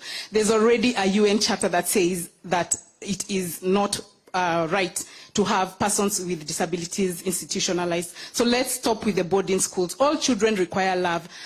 on a day-to-day basis, some of the problems that I keep on dealing with all the time is a parent complaining, nilipeleka mtoto boarding school fulani, amechapwa na nilimkuta. So access to justice is needed, and especially the repelling of petty crimes against persons with intellectual and weak. How will they even give their child therapy if therapy services are not available even at NHIF? There's also the fact also have seizures, and we have a lot of children with epilepsy as well. Medicines are not available at government hospitals. The other day we had to deal with a parent who was traversing Nairobi in the middle of the night because she could not get medicine in a 4,000, and you need one a week for that child to survive, surely. And then add tax on top of it. All these things are imported. So any supplements that are connected with persons with disability, please, Your Excellency, if the taxes can just be removed so that parents have an easier time. What happened with albinism and Mheshimiwa? Can the NHIF to consider tax exemption and allowances for parents? When I am with my child and he's not going to, first of all, I'm paying school fees, other parents are not paying school fees. See, my taxes are being used in school fees, but I get to pay school fees somewhere. Then my child may never leave my home, so as an adult, I'm still caring for him. Those tax exemptions should apply from when a child is recognized as having a disability, because we equality kabisa. So we need tax exemptions, and it is possible. And because we also want to be enabled, we would like AGPO to also include a special category for parents with disability, so that we can get employment and are able to take care of our children. Your Excellency, children with disabilities, because children with disabilities become adults with disabilities, and many of us will remain champions of persons with disabilities throughout our lives. Listening to us is also listening to our children. And one of the things that I want to say to parents everywhere, nobody ever chooses to have a child with disability, nobody.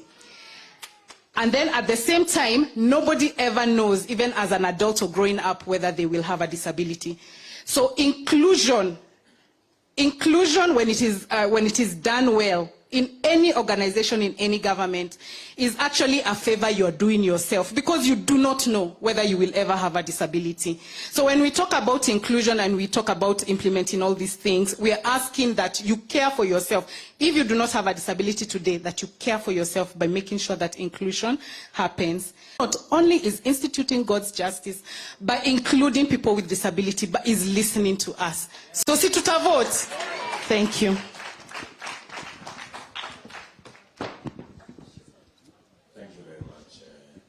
Jackie.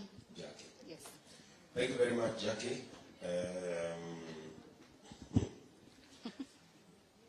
I think listening to you is very difficult. It's very difficult. Because what you're saying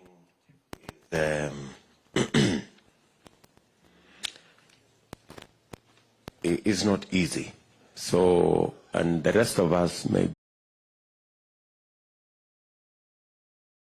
for yourself. If you do not have a disability, persons with disabilities,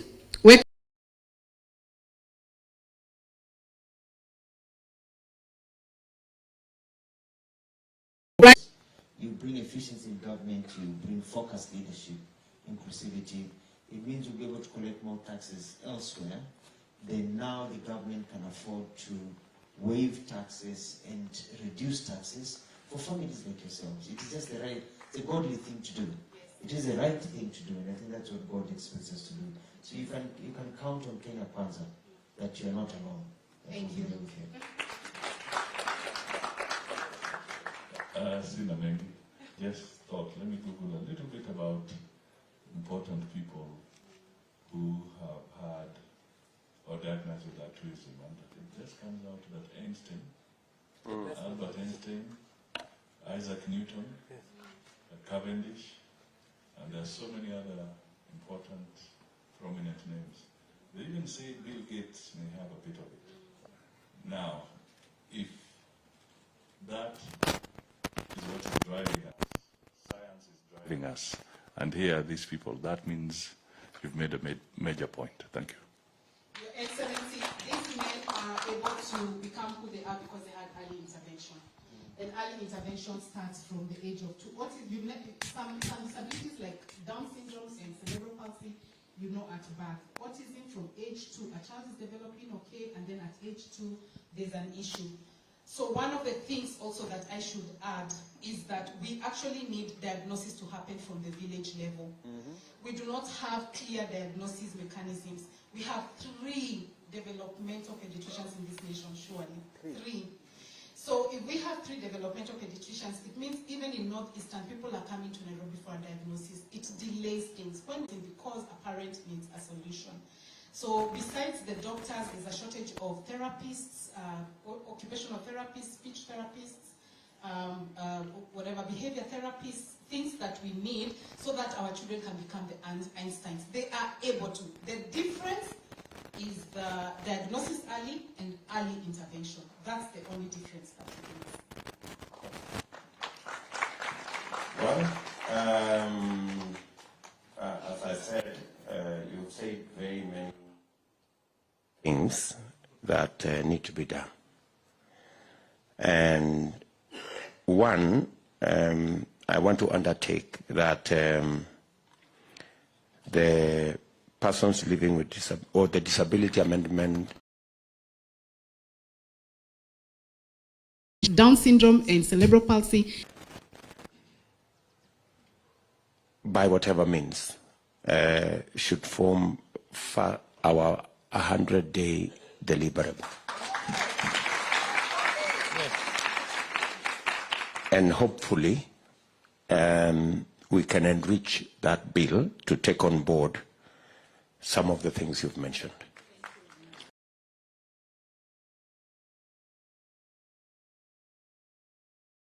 We have in between that people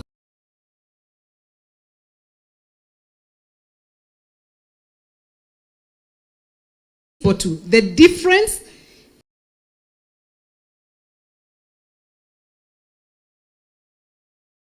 you have said very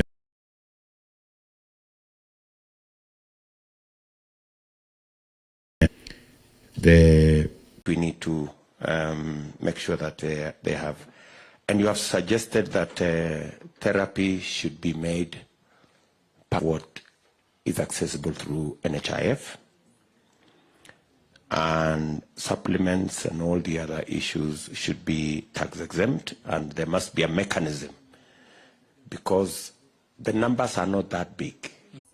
And it makes us really sad that these people, the census officers and adults with disabilities in our homes, there was such a big opportunity to even this government to maybe we see those and they're everywhere. All you have to do is, if you keep your eyes open, nowadays they say 1 in every 5 children will have autism. All you have to do is walk in the street and you'll see a child who is having sensory difficulties, cannot cope. In fact, my admiration for Karen and Sarah is because they're autistic and they have born with the noise and they have stuck with us throughout. That's what we want. We want them to have intervention so that they can be included. So we don't have the data. The data is missing in Kenya. Okay, so we have to do something with data. Yes. So that,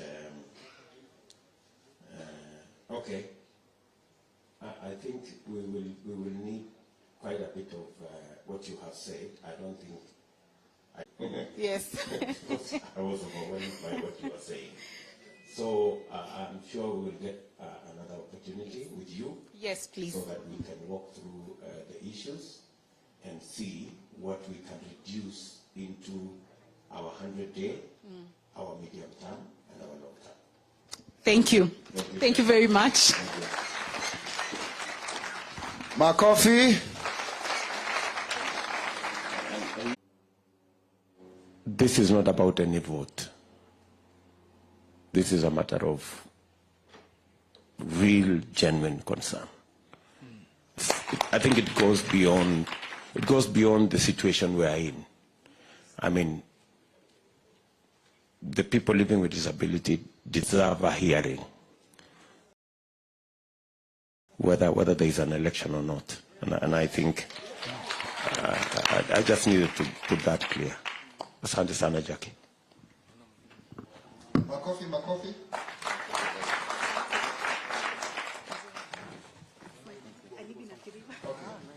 Sasa, you can see, that is one. Children with autism, Down syndrome. Sasa tuko na the tallest girl in the house. From ANC, yeah?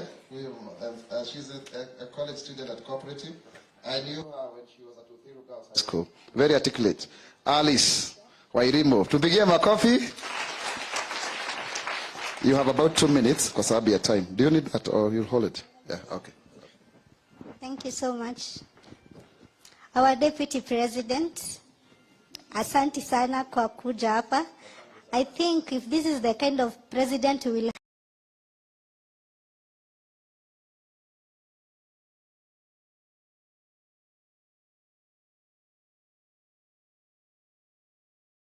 na kitu moja inanishangaza. The fifth, kwani tulikuwa na wewe? Because what I have here, it's what you just said. When you stood here, hadi nilikuwa nauliza, like, kuna connection ama what is happening? Because you just said exactly, hadi nikashangaa, like, are you presenting on my behalf? But I will just repeat them, kidogo kidogo. So my first point. I'll be happy to present on your behalf. So my first point, when I was told I'm going to present, it was yesterday at around 10. So I just sat down and asked myself, I'm a student. Like, what have I seen? What has others gone through that I can come and present here today? And my first point is about the vocational skill certificate. You see some students get the vocational certificate, but it is unfortunate it is not recognized. You just get the certificate, you stay with it at home. You can't like seek for a job. The certificate is not recognized, which is very sad because we have people who have done maybe weaving, and they can. It's an opportunity to get a job. But what happens? You just get your certificate and stay at home just because it's a vocational training. The fifth, angalia hapo. The other one. All schools should become inclusive. We don't want to increase the special schools. To all schools, and it should be compulsory, because like if we make all schools inclusive, we won't have students traveling for long distances just to access the school. The parents will stay with their children because they can access a nearby school. That's the kind of schooling that we want. And you've talked about that. Sana jo your point kofiti. So another one, increase capitation for students with disability. Yes. Yeah.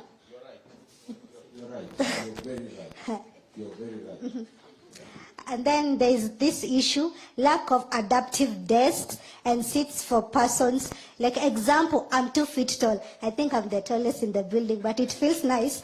So, like, you know, when you go to some schools, you find that you cannot access the desk because maybe they are too high, and maybe if you are seated, your legs will just be hanging.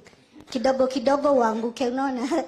So I would like you to make sure like there's inclusivity, because there's somewhere I went and it was a lecture hall. I had to kneel to write. Some people are seated, but I had to kneel. Ndio nimechoka because I was kneeling, they were seated. Yeah. And then, since I'm a student and I'm also a leader, inclusion of students with disability in the politics, especially in the university, it should be compulsory, because you find out that there is that structure from the president going down, and you find that there is nobody to represent people with disability. Na tumesema walemavu wanaenda shule, so we are there in the university. So I think it should be a policy. Constitution, the school constitution should have that part. Kama ina hiyo part haija comply, I think that's for me. Huh? And then my last part, lack of adequate teaching and learning materials, for example, screen readers for the blind and the hearing aid for the deaf. I think hiyo tunaweza peleka hapa kwa increased capital. I had said, but si ni sawa.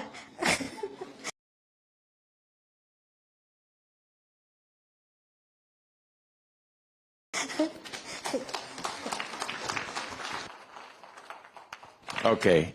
So, Alice, I know we've canvassed this issue. I don't know about us, the law, to make sure that any examination carried out or institutions that are accredited by TVETA, they should be recognized. So I think if there is a disconnect, then we will repair that disconnect, because we created another limp that any institution that provides vocational training, so long as they're registered under the TVET Act, they should, their certification should be recognized, and their examination should be supervised by the institution that supervises TVET exams, which is not necessarily Kenya National Examination Council.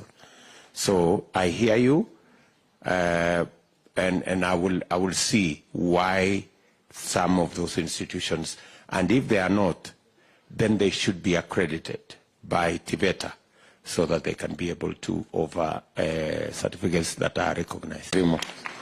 And then inclusivity, you have said it. I think it is something that we have all agreed, that going forward we must not segregate. We must create inclusive schools.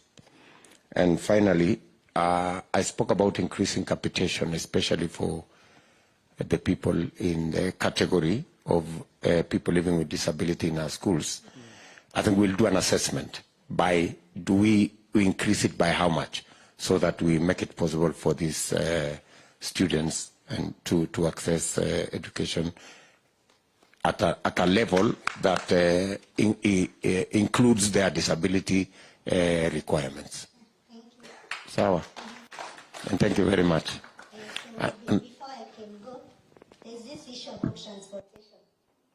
Once you get there, I think you should put a policy that any public means should have a way that a person with short stature will be able to get in without being lifted by anyone. We could have somebody on a wheelchair, like they could have like a space they can be pushed in, because I don't know if somebody will talk about that here, but it is an issue, Amaji. Si lazima tuiseme. It is an issue, and sometimes you imagine that you'll travel by public means, unapata tu fever. Because for example, with my height, I have to be lifted in. And some people are not that, they are not that friendly, because mimi ni kiongozi jameni. Kubebwa hivi na a random guy from here to, ni aibu. And you have to commute. Like I had to come here. So like you have to akuchukue akuweke chini, akuchukue akushukishe. So I had this instance, somebody alinichukua chini, akanihug hivi. Hakuniweka chini, and then he told the others that it's been long, kama sijabeba msichana mrembo like this for long. But for me, I was so offended, but there's nothing I could do. Nimeshabebwa hapa juu. Until he puts me down, that's when I have my power. Mheshimiwa jameni, wasichana tunaumia. Tunaumia jameni. So if you could have a policy like that, manze utakuwa umetuokolea. Cause si fiti. Thank you so much. Thank you very much. And thank you for your presentation. And you've put it so well. And you're very beautiful, by the way.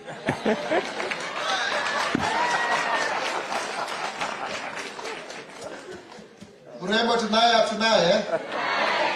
Sasa lazima tuulize ma-DVD alimtoa wapi akamweka akakuwa menta hapo karibu na gani. Na Moses Oburu na kutambua, tupigie Moses Oburu makofi. Please, haki tumekaa, lakini tutaendelea tu. Mkiwa na kanywa, ukila mtu dakika zake 2, mambo ya arts na sports. Na nafikiri Mugambi wote sasa tumalizie hapo, alafu wamama sitawafungia nje tafadhali. So Jackie Hongi, wewe ndiye kiongozi wa mama wa walemavu. So utakuja hapa which haitaweza kuingia hapo, lakini you can do that ukiwa flanked by pet.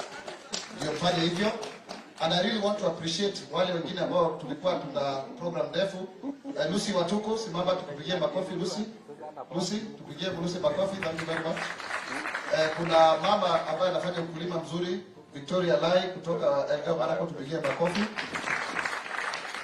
Na pia Miriam Opondo aliongea wakati wa Women's Charter. Miriam, sorry. Piga makofi Miriam, she's there also. Aliongea wakati wa kina mama kwa sababu ya muda. Na tunafaa kusikia pia viongozi wakituzungumzia, si ndio? So tusikie hawa wasanii wetu hapa, then wamama wamalizie hapo, alafu tuende hiyo next nyingine. So nani anaanza? Mugambi.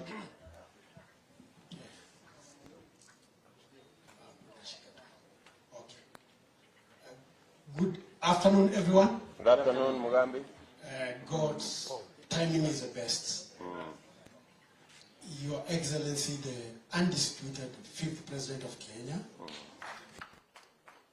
Dr. William Samoei Ruto, Honorable Musalia Mudavadi, the earthquake, Mr. Chap himself, Dr. Alfred Mutua. By the way, he visited me while in school in Australia, so he should be telling us more about accessibility. We share a lot in common. So, to begin with, I would like, first of all, to ask our 5th President to come near us and touch this and tell us what it is.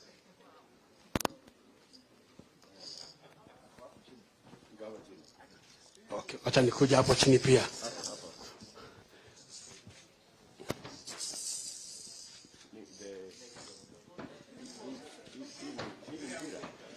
Mpira gani? Tueleze ni gani?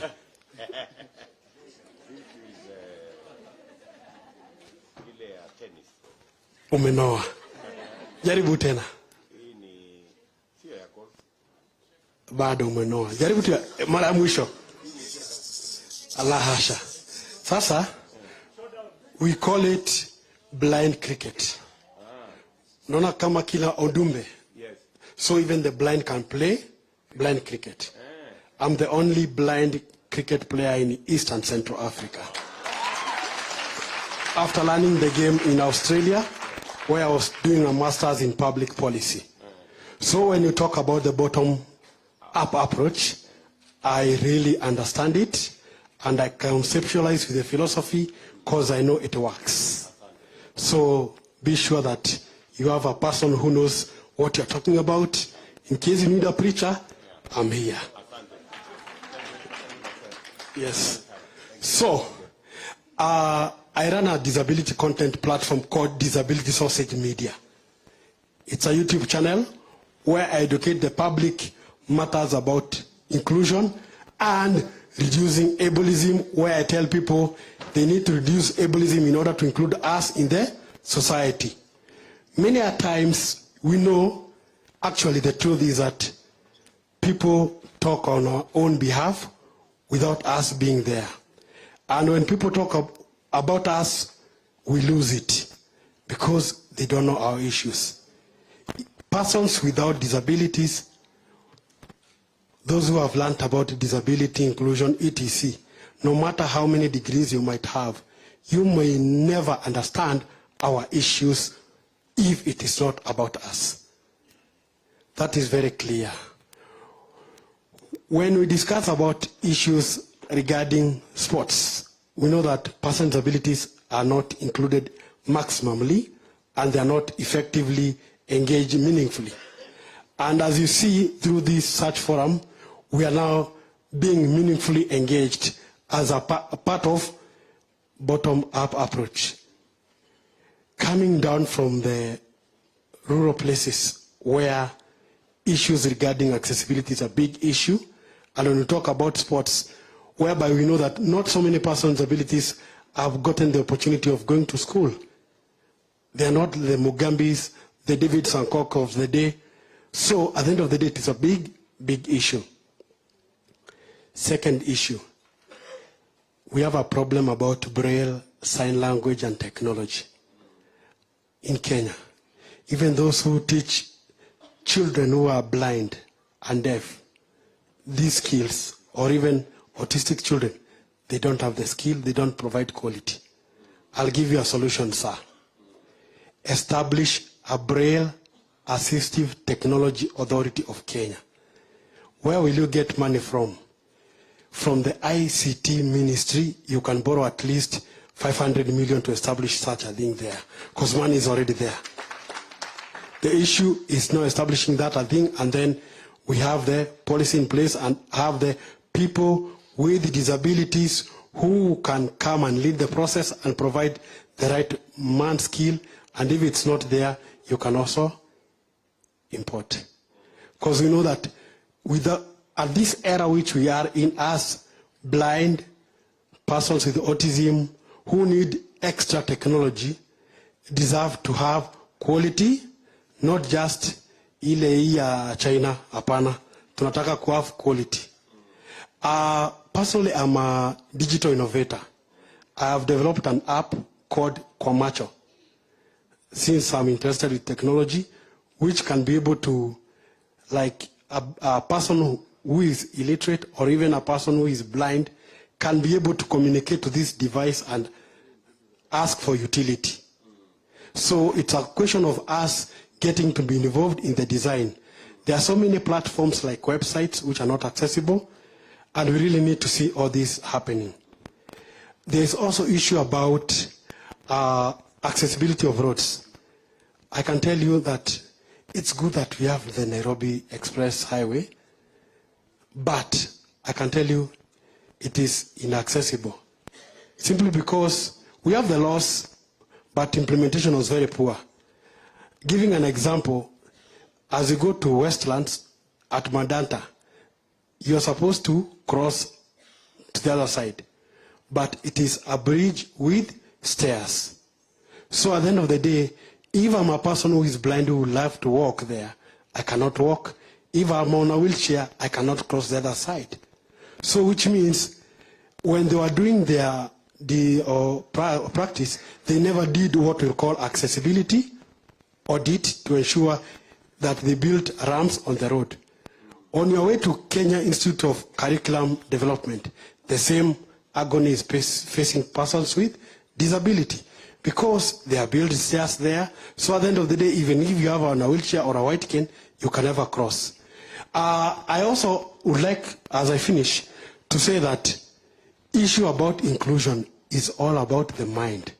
And our society is judged by how it is civilized on how it includes all persons with disabilities. Lastly, about entertainment. Now, since we are talking about arts, we talk about ableism, whereby we find that we are not given opportunity as musicians, actors with disabilities to participate just like any other person.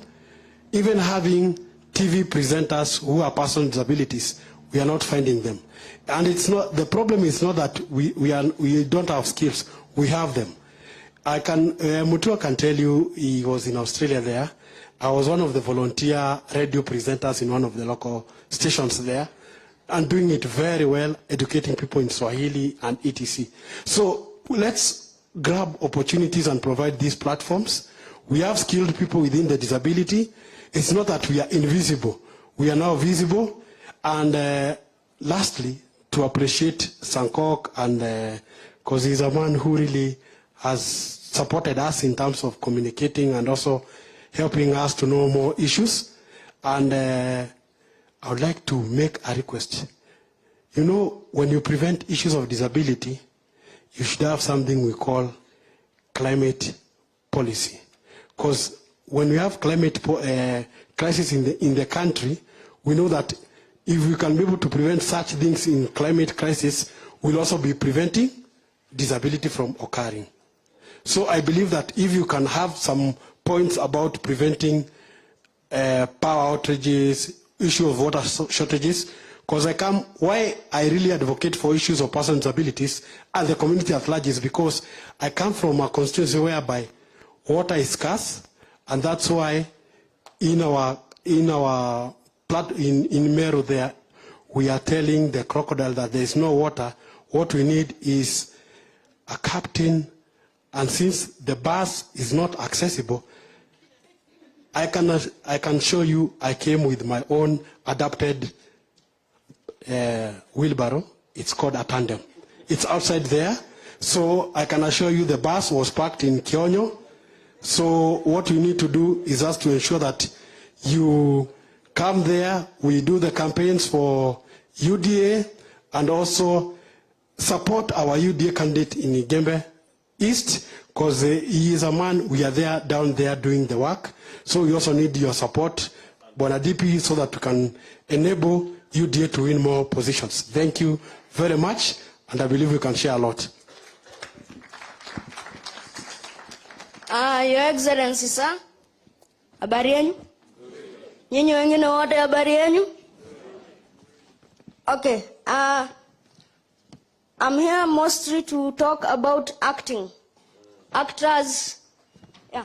So, for us tumepata shida zimekuwa mingi. Unapata like mtu akitaka kupromote talent yake na analog equipments za production. So, tulikuwa tunaonelea, Your Excellency, kwa sababu tunajua you are the next president, we would wish provision of equipment through proposal approval. Kwanza venye umesema hiyo hustlers fund, ikawezekana kukue hapo, like tukitaka equipment, we come with our proposal, isomwe, ikipita tupate, ndo tuendeleshe our talents. There is also lack of proper policies and laws for provisions to enable PWDs to have equal access to media. So, tunaona, if there is equality and equity to provide the provision of access to the media, hapo itatusaidia sana.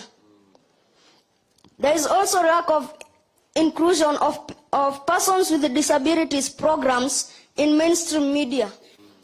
Like, unapata like there is a program new kuwa inaitwa Marafiki. Tuko na fans. Tuna nini?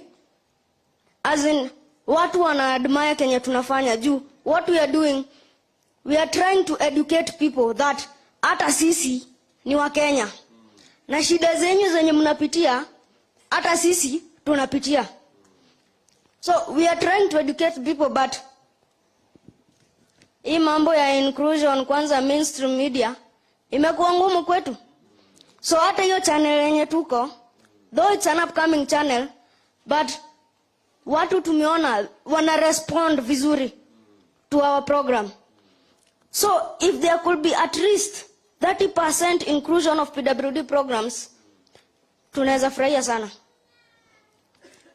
There is also lack of employment in media industries for persons with disabilities.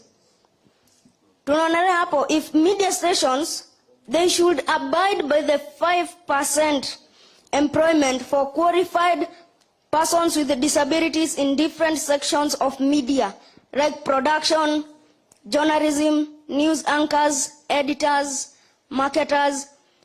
The only TV stations tumeona yenye iko imefanya hiyo ni Science TV.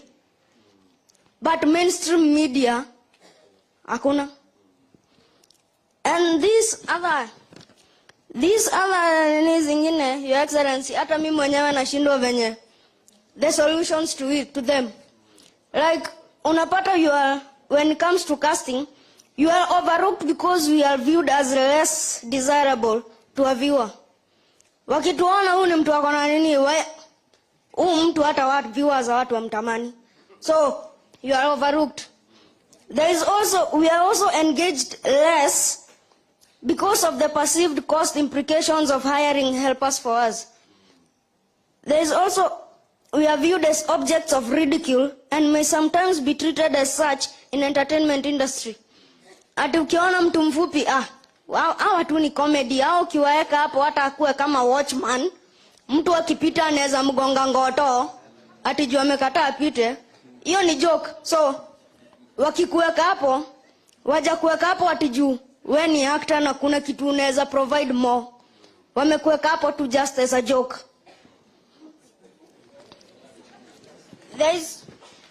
Bado kuna hii, the media broadcasts a particular narrative about us that we are low-class citizens without allowing us the opportunity to challenge that narrative. Unaonekana low class citizen, wewe ni omba huko. Lakini wajui there is that hidden talent yenye uko nayo. Yenye unaweza tumia. Like kuna musicians, kuna DJs. Hata mimi hapa na my brother Sonko, we are actors. So, unless they give us that opportunity to challenge the narrative they have pressed on us, haitatusaidia. Na Mr. Senator, allow me to go off topic kidogo, but sisi tuko na issue tuko nayo as short stature. Kuna hizi stepping stool tunahitaji. Like if you see most of us here, miguu zetu zina hang. So kuna hiyo stepping stool inatusaidia. Unakanyanga ndio uweze kukaria kiti. Hiyo ukiwa nayo hata uko kwa basi, utaweka chini utakanyanga juu unapata like long distance travel. Tukasema like nitoke hapa hadi Kisumu. By the time nafika huko na kuambia miguu imehang, tena inakuwa shida sasa. Ukishashuka kutembea inakuwa shida. Lakini ukiwa na hiyo stepping stool, hapo unakayaka tu, unakanyanga, una relax. Ukifika huko miguu yako iko sawa. So your excellency, najua kuna like Ken Paul. Wanaweza pewa an example of that stool. Na wanaweza tengeneza mingi. With your help, I know, tutapata hizo stepping stools na zitatusaidia sana. Thank you. Very well put. Very well put. And kwanza nataka tukubaliane.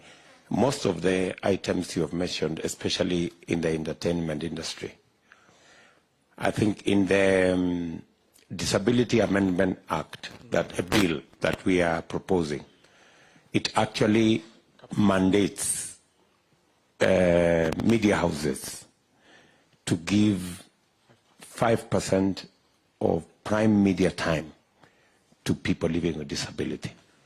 So I think we will look at that space and see whether we can work with the media houses to see what is it that they can do to people of short stature and all the other people in the disability space.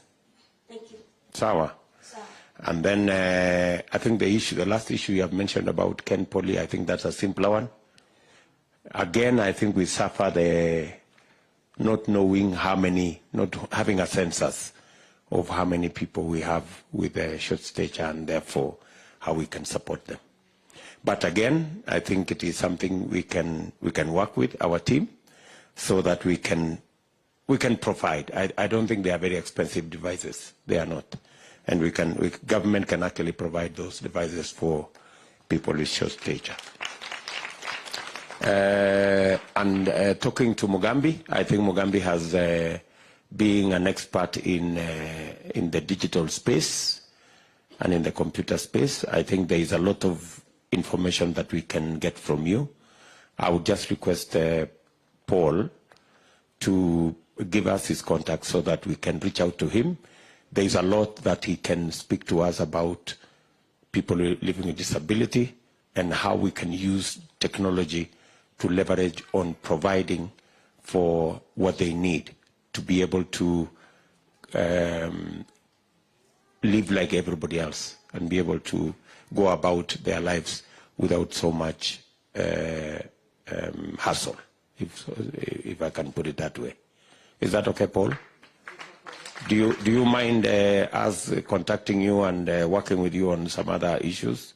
No problem. I'm a public policy scholar. I'm ready and I'm ready. Wonderful, wonderful. Please, the members of our economic team, get Paul so that we can work with him on all the other issues they have raised.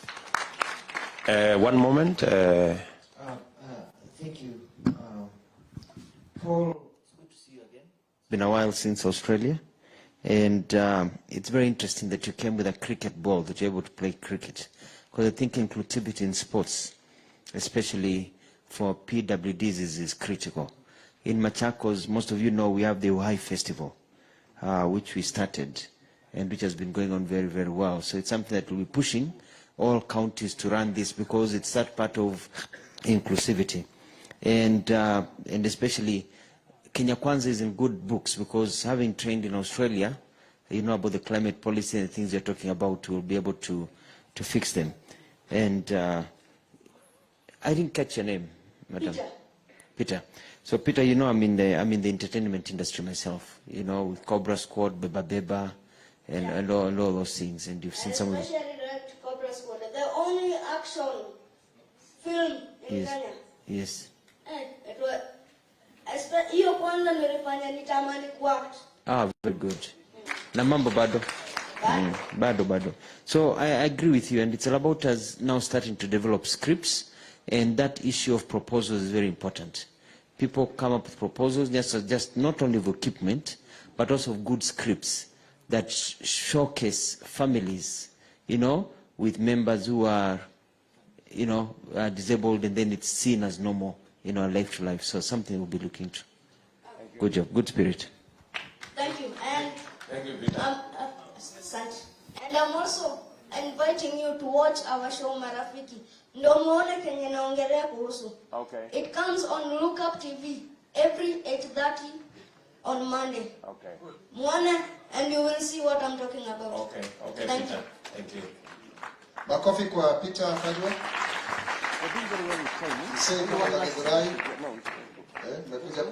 So, time is not on our side. Jen, please come with your wheelchair here.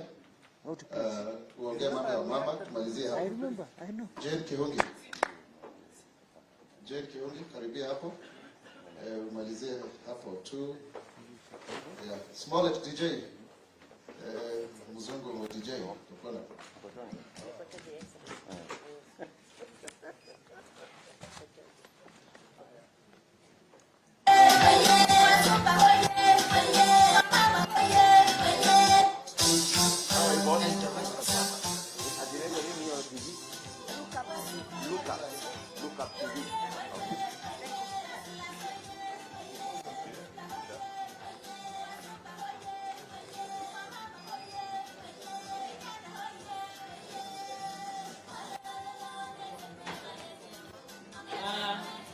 Mheshimiwa Deputy President, Daktari William Ruto.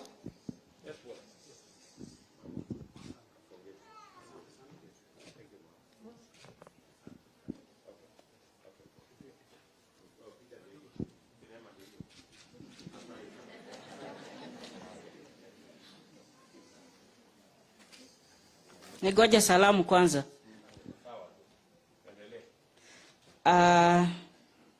Mheshimiwa Deputy President na Mheshimiwa Governor wa Machakos, Mutua, my party leader, Musalia Mudavadi. I'm a member of ANC, and my name is Jen Kihungi.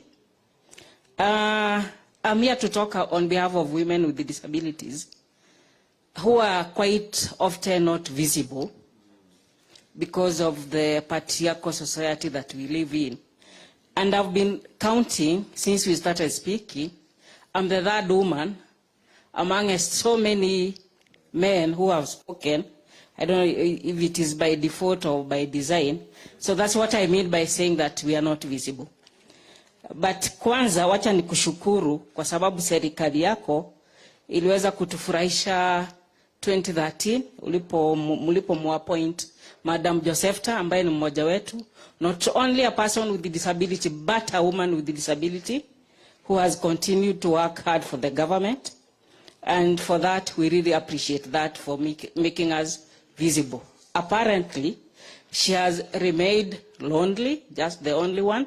So we are hoping, like any other speaker, that you are going to increase the number of women with disabilities and in the top positions. So I just want to mention some few things that were already mentioned, but in a different way, like transport system. You are going to agree with me, today we don't have public transport. All we have, these are all personal owned vehicles. Why? Because they are there to make profit. So when they imagine they are going to carry Jane, they are going to wait for 20 minutes for me to board with my wheelchair, they are not ready to do that. So what do? They leave me, they take those who are able to hurry, And you know the motto is haraka haraka, haraka haraka. And so because I cannot be able to hurry, then I'm left. And I will wait for the next one, until maybe the one that somebody have mercy on me. So what am I saying? Your government, because I'm sure you're going to take over the government after 9th August, there is a system transport that you have already started, and something is happening that is going to be on Thika Road. It's called BTR, if I'm not wrong. So maybe to ensure it will be accessible to all, and especially persons with disabilities. Alice gave you an example of what we go through. That is not only enough. You can imagine, I want to climb in those matatus that are so high, and somebody is going to assist. So when you tell them, please assist me to go up the matatu or the bus, they come, huku nyuma wanakushika, huku nyuma wanakuskuma ili upande. And at that point, your dignity is not guaranteed. You get home feeling so humiliated, but at the same time, they're only assisting you. So that really is not something pleasant. But if we are going to have public accessible transport, then it will work for us. Health, it was spoken too, but about reproductive health for women with disabilities. We talk about availability of medicine, doctors, nurses, then we forget the equipment and other facilities in the hospital. You go to a maternity or even to the hospital, the examination coaches are this high, even higher than this. So here I am on my wheelchair, and I want to go up for the doctor to examine me, or even to give birth. So you know what you are told? Na kuacha hapo nikirudi nipate umepanda kwa kitanda. Kwa sababu hata ile ingine ukipata mimba ulipanda. And the bed is this high. So what am I going to do? I'll sit there, the nurse or the doctor is going to come back, find me still on my wheelchair. I might deliver the baby down there because I'm not able to go to that bed. Why? Because the bed is not adjustable. So can we think of what we can do with our examinable coaches in the facilities, in the health facilities? We are working with the organization that I'm working with. We address this issue. And we're working with Makadara Health Center, that is level 4. And I would want you to pay a visit even before you become the president to see what I'm saying. The facility is full of stairs. I can't go up with my wheelchair. And it is one of the best maternity hospital because of the services they are giving. They told us they have 120 deliveries per month, 120. Because every woman wants to go there. Why? The hospital is clean, the staff are friendly. But again, for a woman with a disability, that is not possible. Because of the stairs, lack of those adjustable beds, the toilets. This is something that, again, we don't measure. They are not designed for a wheelchair user. So I'll go to the hospital. They want my specimen, maybe to go to the lab. I'll go home, do what I'm doing, and come back. That is quite expensive and quite time wastage. The other issue is on gender-based violence. It is on increase among women and girls with disabilities. There is a lot of silence about it. Nobody speaks about it. There are a lot of barriers. So my urge would be with your government to ensure that we have all the 47 counties have one-stop center. Why? Because that is going to make easier for the service provision when I'm seeking justice, where we'll have the police, we'll have counselor, and there are only 3 in the country, Kisumu, Nairobi, and I think Meru. So we are urging to ensure that. The cases of gender-based violence among women and girls with disabilities, communities don't speak about it. The law enforcers also, they are very silent. So the perpetrator is not arrested immediately. So we urge you to ensure that the chiefs, the police, do not compromise those cases, unlike today. I know that there is a women charter within Kenya Kwanza, or UDA, Kenya Kwanza. So it's just to ensure that we have affirmative action for women to make them visible. I know I'm a woman like any other woman, but I have other needs separately from that woman without disability. Like Honorable Isaac Mwaura mentioned, that he was brought up by a single mother. And this is when women are divorced once they give birth to a child with a disability. So you can imagine if I have a disability, or throughout my life, I'll be single.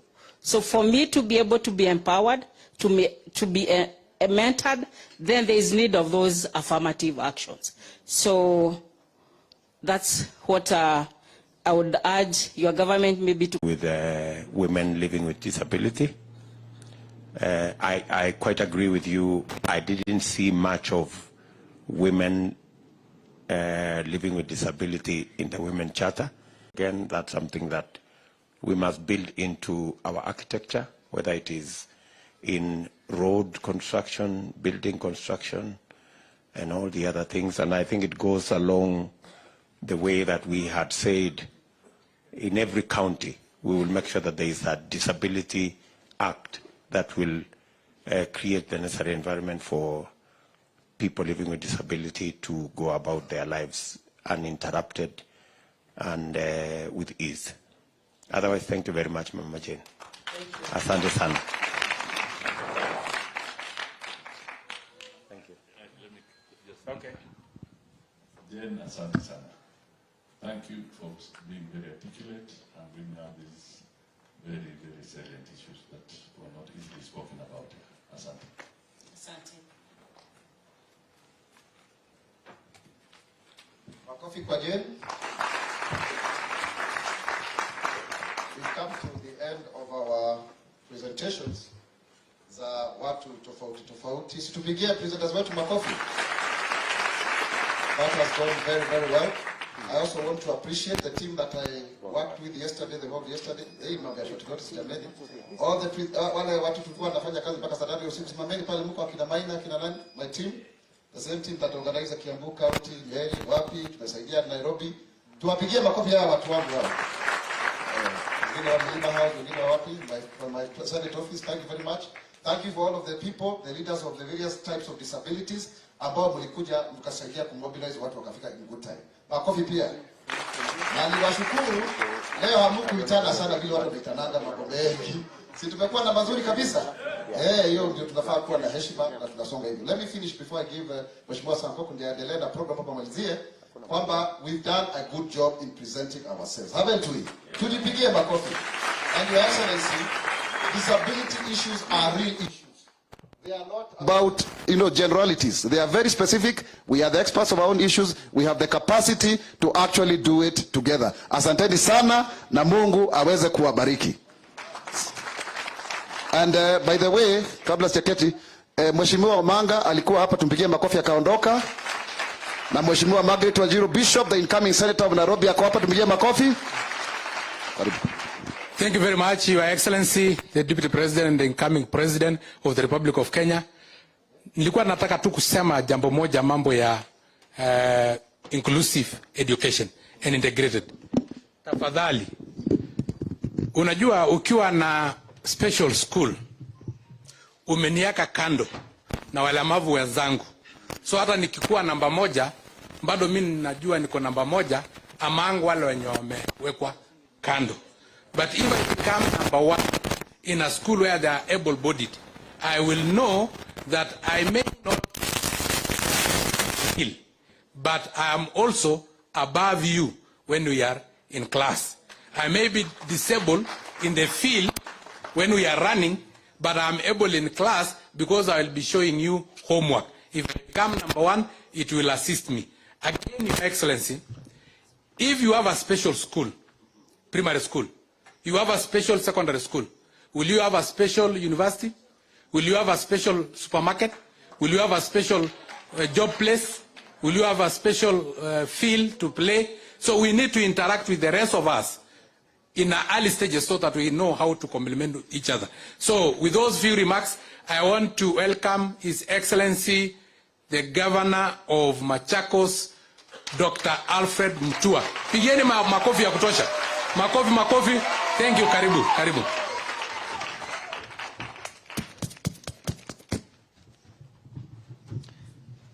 Your Excellency, Dr. Ruto, Mheshimiwa Musalia Mudavadi, viongozi wote walio hapa. Kwa ufupi sana, thank you, Abdi, because now I know I have to maintain my hairstyle, because that's how I'm recognized. So thank you very much. And now I know how to call the DP when he's not looking.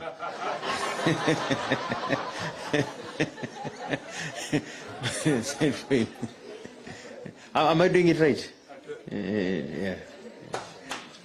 Just very quickly is to say that Kenya has been a country where life has been difficult for everybody, but more so for some of us who are not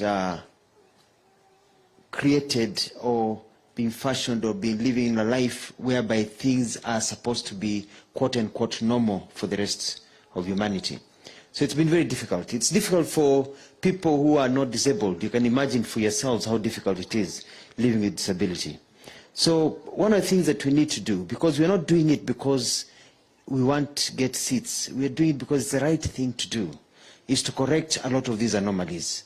Even you look at even when they build our roads, nobody thinks about sidewalks for the people walking. It's as if the country is only for the rich who are driving. You know, if you can't even have sidewalks, even for wheelchair, there are things and accessibility. Those are some of the small things that we need to do. And then at the end of the day, it's all about money. It's about you getting more money in your pocket to be able to work, having systems that support you, because you're smart, to be able to work and make something out of yourself. You know, I tell people, I don't know that DP is aware, I've never told him, but well, DP and Musalia, you know, Musalia, DP. I dropped out of school when I was in Form 2 because we were poor. And when I dropped out of school, I couldn't continue. I did Mjengo, a few other things, but I did it. But this disabled man paid for Mutua, and that is why I'm here today. It was not the abled ones who paid for my school fees. It was that person who knew the pain of poverty and suffering who has made me the person I am today. So I have a very special connection, because I know that as we are called as human beings to hold each other's hands and move together, and that will make our great country together. So I'm urging Kenya, you're a PWD, you're a parent of PWD, to see what Jackie said.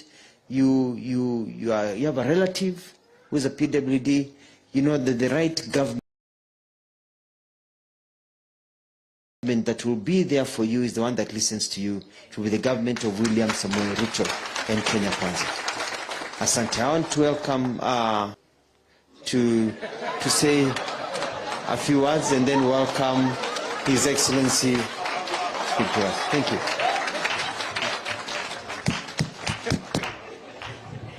Thank you, ladies and gentlemen who are here. I think I can only say that this morning, when a Deputy President, has been an extremely important learning process for us and for many Kenyans. And we want to thank you for all those who have made contributions in one way or the other for educating us on this. We tend to assume that we know, but the reality is that we do not know. We also just want to say that as Kenya Kwanza, we really want to build that good partnership with yourselves. Somebody said, I think it was Kihungi has just said it as well, Jen, and others, that we should move away from assuming that you are invisible. The society must know that you are there, and you're going to make serious contributions, and you're ready to make those contributions to the people of this country and beyond.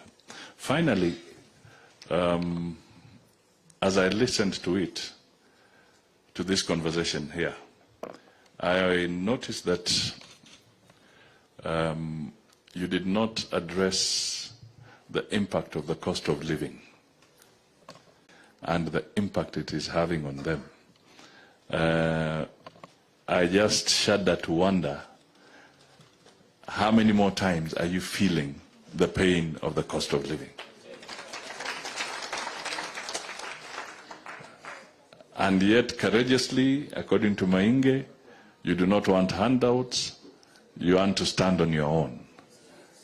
So, let me thank you for your resilience and your courage, that in the middle of this high cost of living, where the price of food is unbearable, where the cost of transport is now unbearable, where it has become difficult for you to feed your children, your homesteads, and to take care of your people, but you can still offer a smile and hope to the people of Kenya.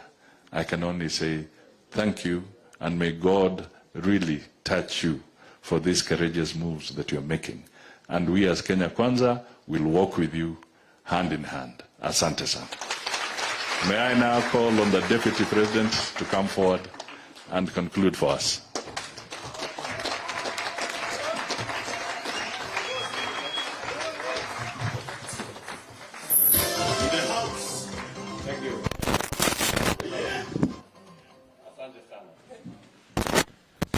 Wow. I must say this was just extraordinary moments. It's special.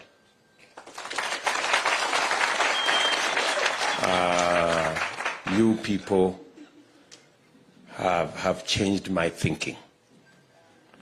I live here a very different person. After sitting here for 4 hours to listen, I have worked many years with people living with disability, but I haven't sat down and listened. I had opportunity today to listen to your issues and what needs to be done. I can confirm to you that it's not going to be business as usual. Something is going to change on matters to do with people living with disability. When President Uhuru Kenyatta and I sat down to interview people, and we came across Josephta, I was really impressed about her and the way she was, and the fact that he had a master's degree, and she really wanted to move things, and she has never disappointed. So I have never regretted looking for Dr. Sankok. He can tell you that when we were looking for somebody to nominate, I called him, and he was I think he was in Nandi, and I told him, I need your ID one day.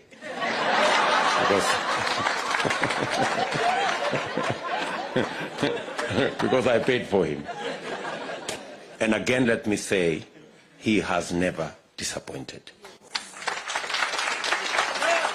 And slowly, I am coming to the conclusion of what you said here, that what an able-bodied person can do, a person, good people, you have really enriched our thoughts. Ordinarily, I'm a very strong person, and I take a lot of Bulaki just broke me with what she said. People with children with autism and the whole of that space. And we will do something about it. We certainly will do something about it. So, and when the more you talked about parents and what they feel and what they go through, I remembered, it took me back when a member of my family, when I was told that a member of my family had diabetes, I almost went into depression. And yet diabetes is nothing compared to the issues we are discussing here. So I know it touches very many people. Let me say that we've had a wonderful discussion, really, really wonderful discussion here today. It's been of a great moment to discuss issues of people living with disability. And certainly, I know we have about 47,000 people living with disability on our cash transfer program. They have told us that many more people are not in the net. And I think servants is paid.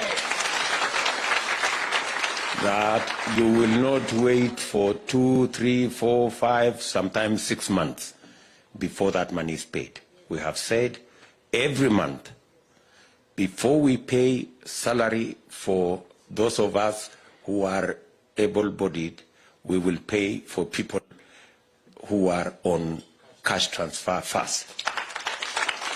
Because if there are people who need the money more than us, it is the people who are in the vulnerable space, the orphans, people living with disability, and our old men and women beyond the age of 70. So it is unfair. It is immoral, actually, for them to wait for 7 months. It's just not right. Even from a moral point of view, it should never happen. And that's why we are going to reverse the policy so that we pay before we pay salaries. And since a commitment that we have made, we will make sure. So to you people in the disability, as part of our people living with disability in our country, we're going to work with you. And you have said it yourself, that every one of us is a candidate for being a person with disability. So if there is something we can do, you're not only doing it for those who are there now, but you're doing it because you can easily become a candidate also and end up in the same space. So again, thank you very much. I think we have had a wonderful discussion. Thank you for speaking candidly and speaking forcefully and knowledgeably about what you have said. You understand what the situation. And I now agree more than ever that it is the wearer of the shoe that knows what goes on. Right? Like, you know, we thought we understood certain things. But listening to you, we've completely changed our views. So to all of you, asanteni sana. I think you will excuse us. We have to go to attend another meeting in Kajiado. And straight from here, I am going to relook again at our nominations list. Having listened, as I sat there, I am not sure that we have everybody in terms of the numbers. So I will again call my Secretary General, have a meeting tomorrow, and look at that list again. Because I think there is a wealth of experience that we will miss if we don't have you in. I also want to agree with my brother Musalia Mudavadi that we have a serious challenge in the country. The cost of living is hurting many families in Kenya. Many people cannot afford a meal. And it is a crisis in Kenya today. The cost of living, it has never happened that the price of unga has crossed the 200 shilling mark. In 2018, a 2-kilogram pack of unga was 75 shillings. And millers were threatening to make it 100 shillings. And we had to do all manner of things for it not to get there. Today, it's not 100 shillings. It's double. It's 200 shillings. So 200 plus. So we have a crisis. And this crisis did not just happen. You know, when we kept on raising issues that we shouldn't go the route of handshake and BBI and that corner, that we should have stuck to implementing the Big Four plan, which had critical components on food security and expansion of agriculture. Unfortunately, because we did not implement the Big Four, because we did not implement our program on food security, and in that whole confusion, we removed, or the subsidy on fertilizer was removed. That is why we have a crisis today. So this is not a crisis that just happened. It is a crisis of failure to do the right thing right from the beginning. And therefore, we must be careful on how we move into the future. That we must avoid the sideshows, we must avoid personality issues, and we must stick to the program that will transform our nation. And I want to assure you, as people living with disability, as I do the rest of Kenya, that as we go into this election, we must buy into the plan that will turn around our country. And that plan is with Kenya Kwanza. So, asanteni sana. I wish you well. Let me ask my sister Margaret to come, say a few things on behalf of our Nairobi team. I had requested them to be available. And Margaret, if it's okay, you can also play for us. Karibu.